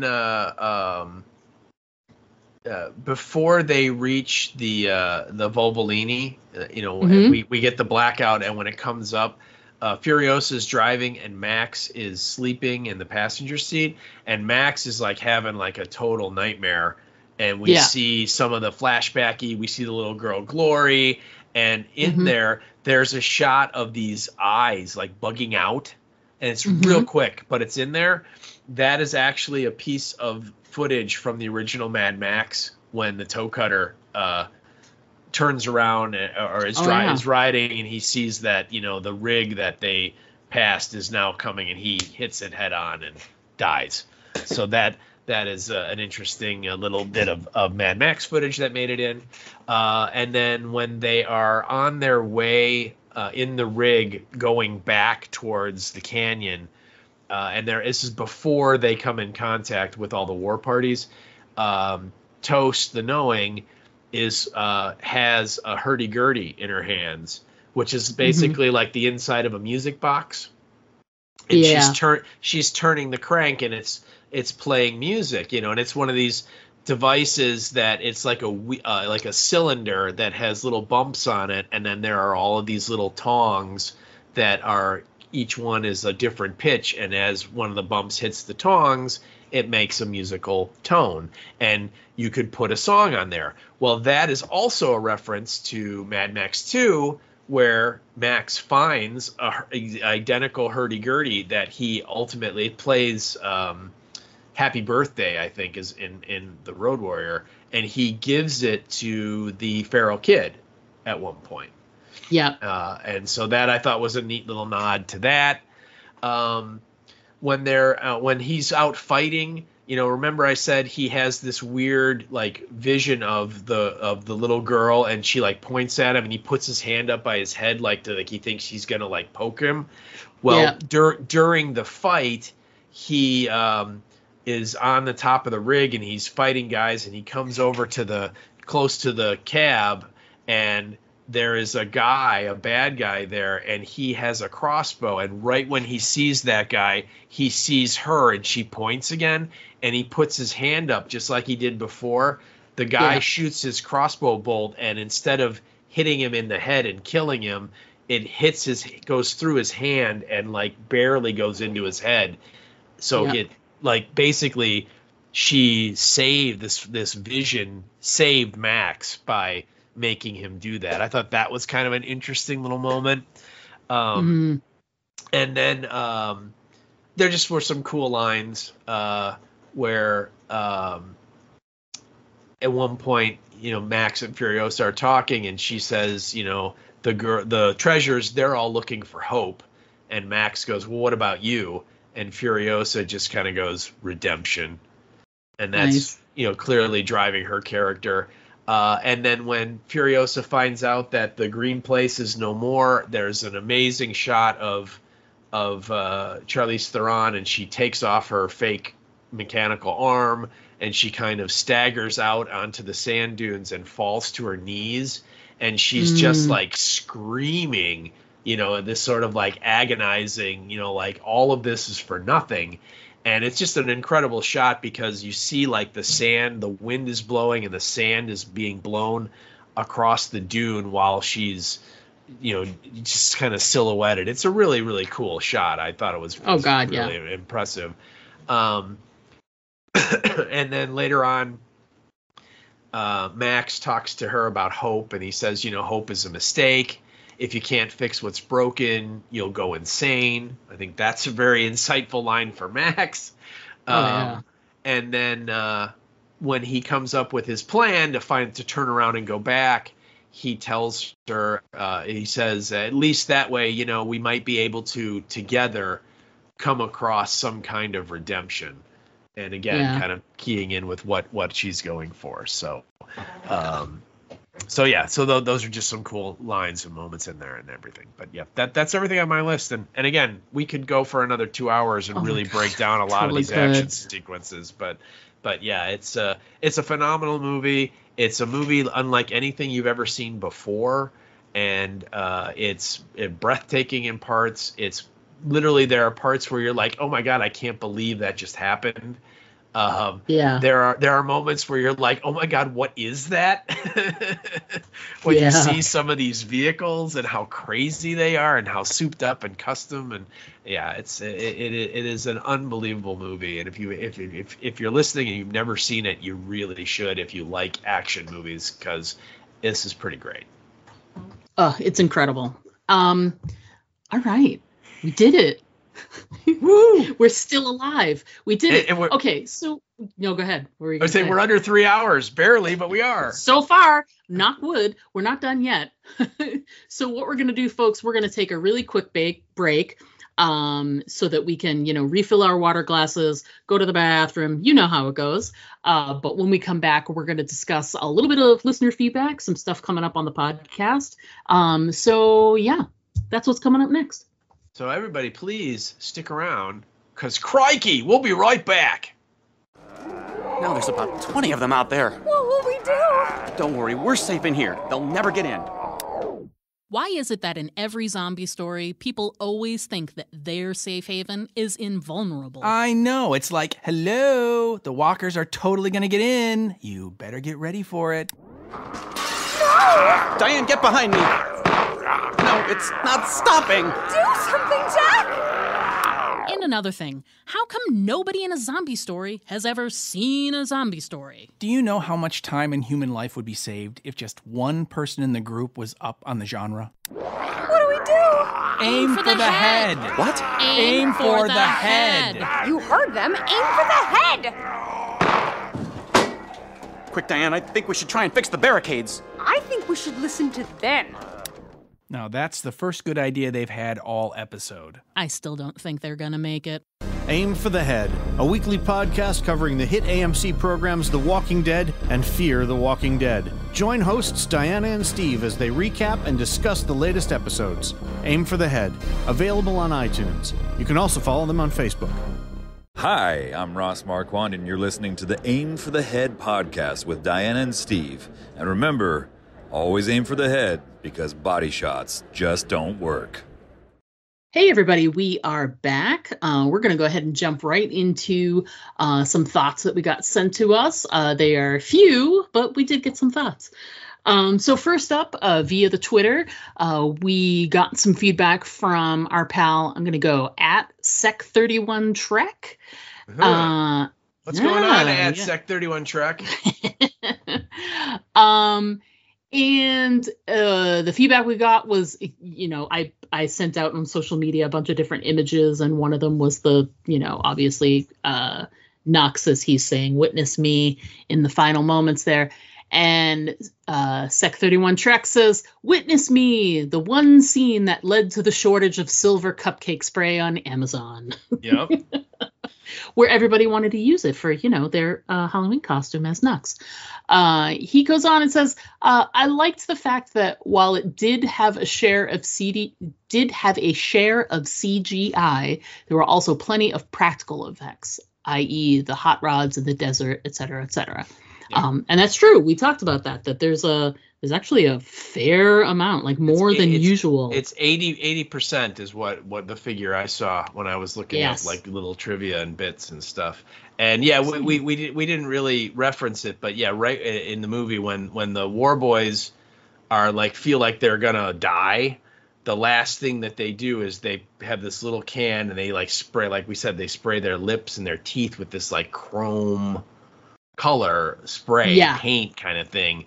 And he is absolutely correct that there was, I don't know if there still is a cupcake or a baking spray that was kind of a chrome color. And once this movie came out, there was a huge rush on it, and nobody could keep it in stock because you could basically do that thing and spray your face and teeth with it. And it was, like sugar. It wasn't like chrome that would kill you or anything, or poison, so yeah, that's pretty hilarious. It's good, great feedback. And I agree, the fact that so many of the effects you see in the movie are real makes it that much more mind-boggling. It's even if there were CGI, they'd still be like, oh, they drew a beautiful sequence, but it's the fact that it's amazing. It's just incredible.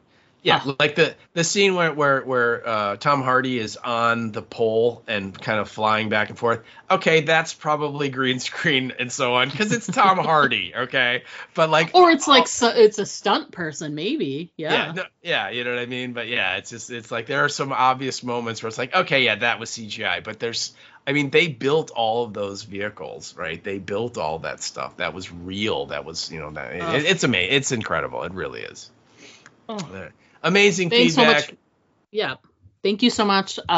We've had feedback from you before, but usually it's like this when we're doing a movie, not during when we're doing coverage of a show. So hang tight because we're gonna be covering some flicks here. So maybe send some more feedback in.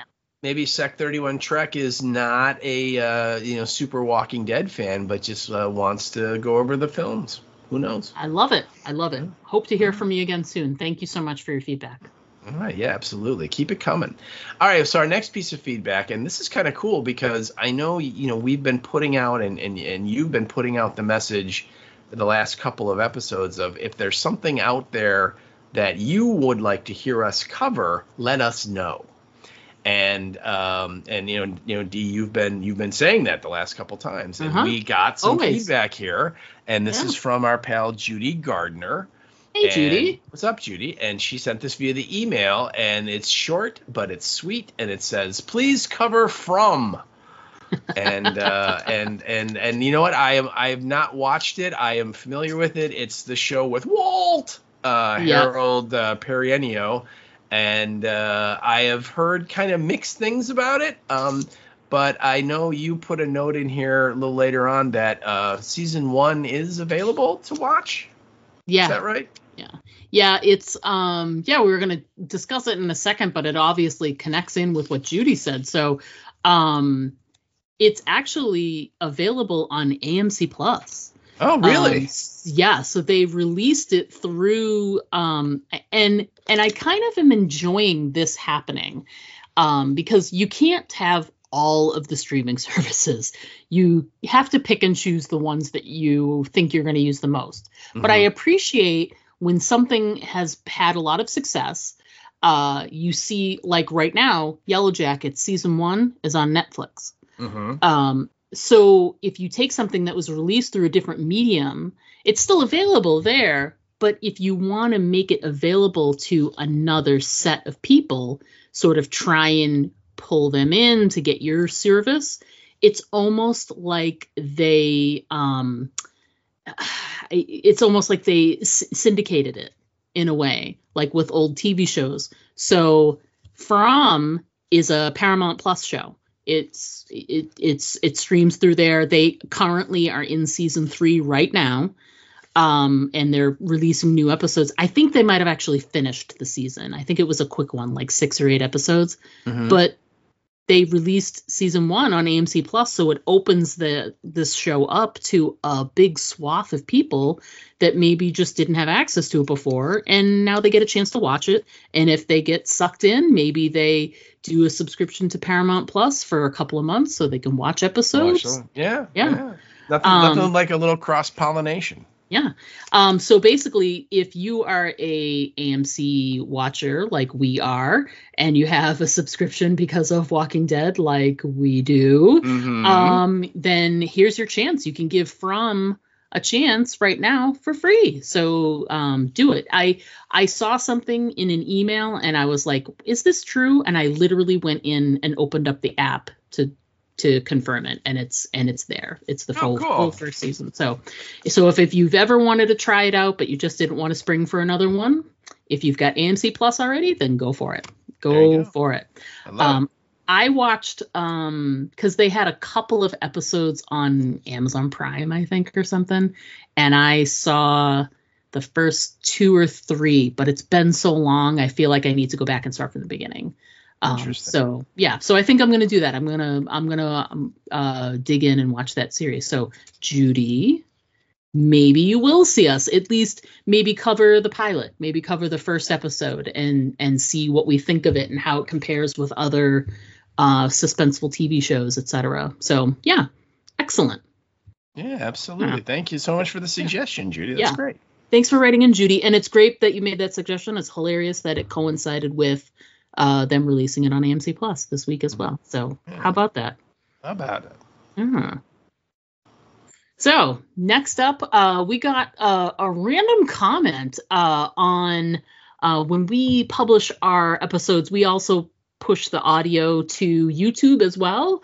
We don't usually get a lot of interaction through there, but it gives you another way to listen to the podcast. We don't do a video podcast. But if we did, that's where it would go as well. But so our episodes are released through YouTube as well. And we got a comment on there from, and this is at Micah H. Rice 466. So we're going to go with Micah. So Micah wrote in and said, love the long form pod. And if ever there was an episode for us to include that feedback on, it's this one. What can we say? There are plenty of podcasts I listen to that stick to a strict time, 30 minutes, 40 minutes, an hour, whatever it may be. And I appreciate that. And I think there's definitely a place for that. During the summer when I was walking a lot, I had a couple of 30-minute podcasts that I was like, okay, I could listen to 2 podcasts while I walk because of the timing. So I get it. But I also like that, our podcast, we do go for a bit, but to me, I feel like it's a conversation and we just keep going because it's a conversation. Sure. He's like, whatever, shut up so we can finish. It's a 3-hour conversation. We have to end. I know. When we talk movies, it gets a little harder. So Micah, thank you for your feedback. We appreciate it. Some days, not today, but some days we do enjoy talking for long periods of time. So I'm glad that you appreciate it. Thank you very much. We appreciate that. Thank you for the feedback. That's very cool. Yeah. So next up on the podcast, we're just gonna go in chronological order here, and guess what, folks? We're gonna cover Furiosa. That technically isn't chronological order because Furiosa is a prequel, but chronological order in terms of release schedule. Releasing. Okay. The next up in this saga is Furiosa, which is the backstory of Furiosa. So this is great. We saw this summer when it released. Yeah, it was like spring. Yeah. Yeah. So good. We loved it. We saw it in IMAX. It was amazing. Incredible. Incredible. And through the magic of movie making, George Miller is able to turn Charlize Theron into Anna Taylor-Joy. It's amazing. It really is. It is amazing. And what's funny is it doesn't work for about 15 minutes, and then after a while, she's great, and you just forget all about it. You don't care. Yeah. Yeah, it's just really don't care because it's just so funny though, because Charlize Theron is like 5'10", 5'11", and Anna Taylor-Joy is like 5'4". I mean, exactly.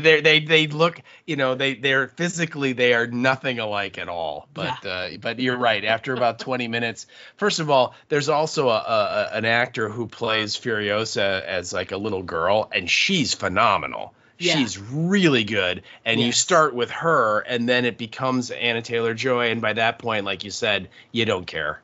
Yeah, it's really great. It's a great piece. If you've seen Fury Road but never got to Furiosa, this is your chance. Go and watch it. And just like Fury Road, it's on Max right now. It's on Max right now. And we didn't even mention Chris Hemsworth is in it, and he is really good. Oh my God, it makes you forget all about Thor. Yeah, exactly. He's really, really great. There's a couple of really great sort of cameos and surprise moments here and there that they're just fantastic. So if you have not seen it yet, run out and do it now. Make sure to watch it. Send us your feedback and let us know. Yep. And if you have seen it, then keep your eye out for the social media posts that'll be coming within the week, and let us know your thoughts. This was such a fantastic movie. I actually haven't watched it again since we saw it in the movie theater. It's been available on Max, and I keep meaning to. Yep. But now I can't wait to dive back into it again. I'm so excited. That's awesome. We're gonna have so much fun. I know. It's great.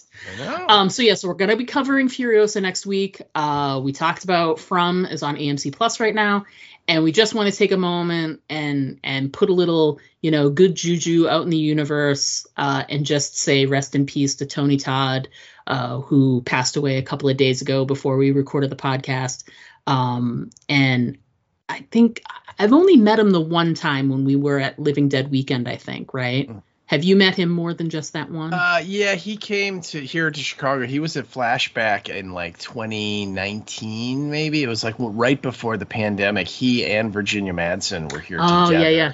And she posted something about that, a picture of the two of them together from that. Yeah. Yeah. And so I got to meet him there, and I've seen him at a couple of shows over the years as well. Always a very, very fun, cool guy. Always had time for fans, and answered questions no matter how ridiculous, and really made an effort to connect, and was very much a regular guy, at least with my experiences with him. So it was a shock, kind of out of the blue kind of a thing. And he's made some great films, and we're certainly gonna miss not getting to see him perform anymore, because he was a very talented guy. So that's very sad. Yeah, he really was. Right after the news came out that broke that it happened, through the podcast page, I shared a little piece of video from when we were at Living Dead Weekend. I know. He was doing a panel. He had made some comment. When did he ask about the Kingston Mines thing? Was it when we were in line? It was when we were in line. Yeah. Because he asked where we're from, and I said Chicago, and he went to Chicago. I love Chicago. And then he asked about the bar of the Kingston Mines. Yes. Yeah. And so that happened previous. Steve went and found out about Kingston Mines, if they were still open or whatever, and that's what so he's doing his panel discussion, any questions from the audience, and Steve goes, and so the question is him just imparting the information to Tony, who is just over the moon about it and is so animated, talking about all the good times he had there. And it's just a quick little piece of film, but check it out if you didn't see it. It was a lot of fun. I'm so glad that I caught that piece of video. It was a lot of fun. And he was, as I said to a lot of people online, I was like, he was a cool cat, and he will definitely be missed. So we wish the best to his family and friends that are mourning him, and go watch the Candyman, and let him live on through film. So that'd be great. All right, so that's going to wrap it up for us this week. Thanks so much for sticking along for the longest podcast ever. We'll be back next week to see if maybe we can break that record, and we'll let you know how it goes. But until then, as always, I am Diana. And I'm Steve. Crikey! And don't forget to always aim for the head. Because body shots, they just don't work. To send us an email, write us at aimfortheheadpodcast@gmail.com. And our Twitter handle is @AFTHpodcast. Pictures and video are always welcome at our Instagram account, Aim for the Head Podcast, all one word. But the best way to keep in touch with us is to just like our Facebook page to get all of our updates in your feed.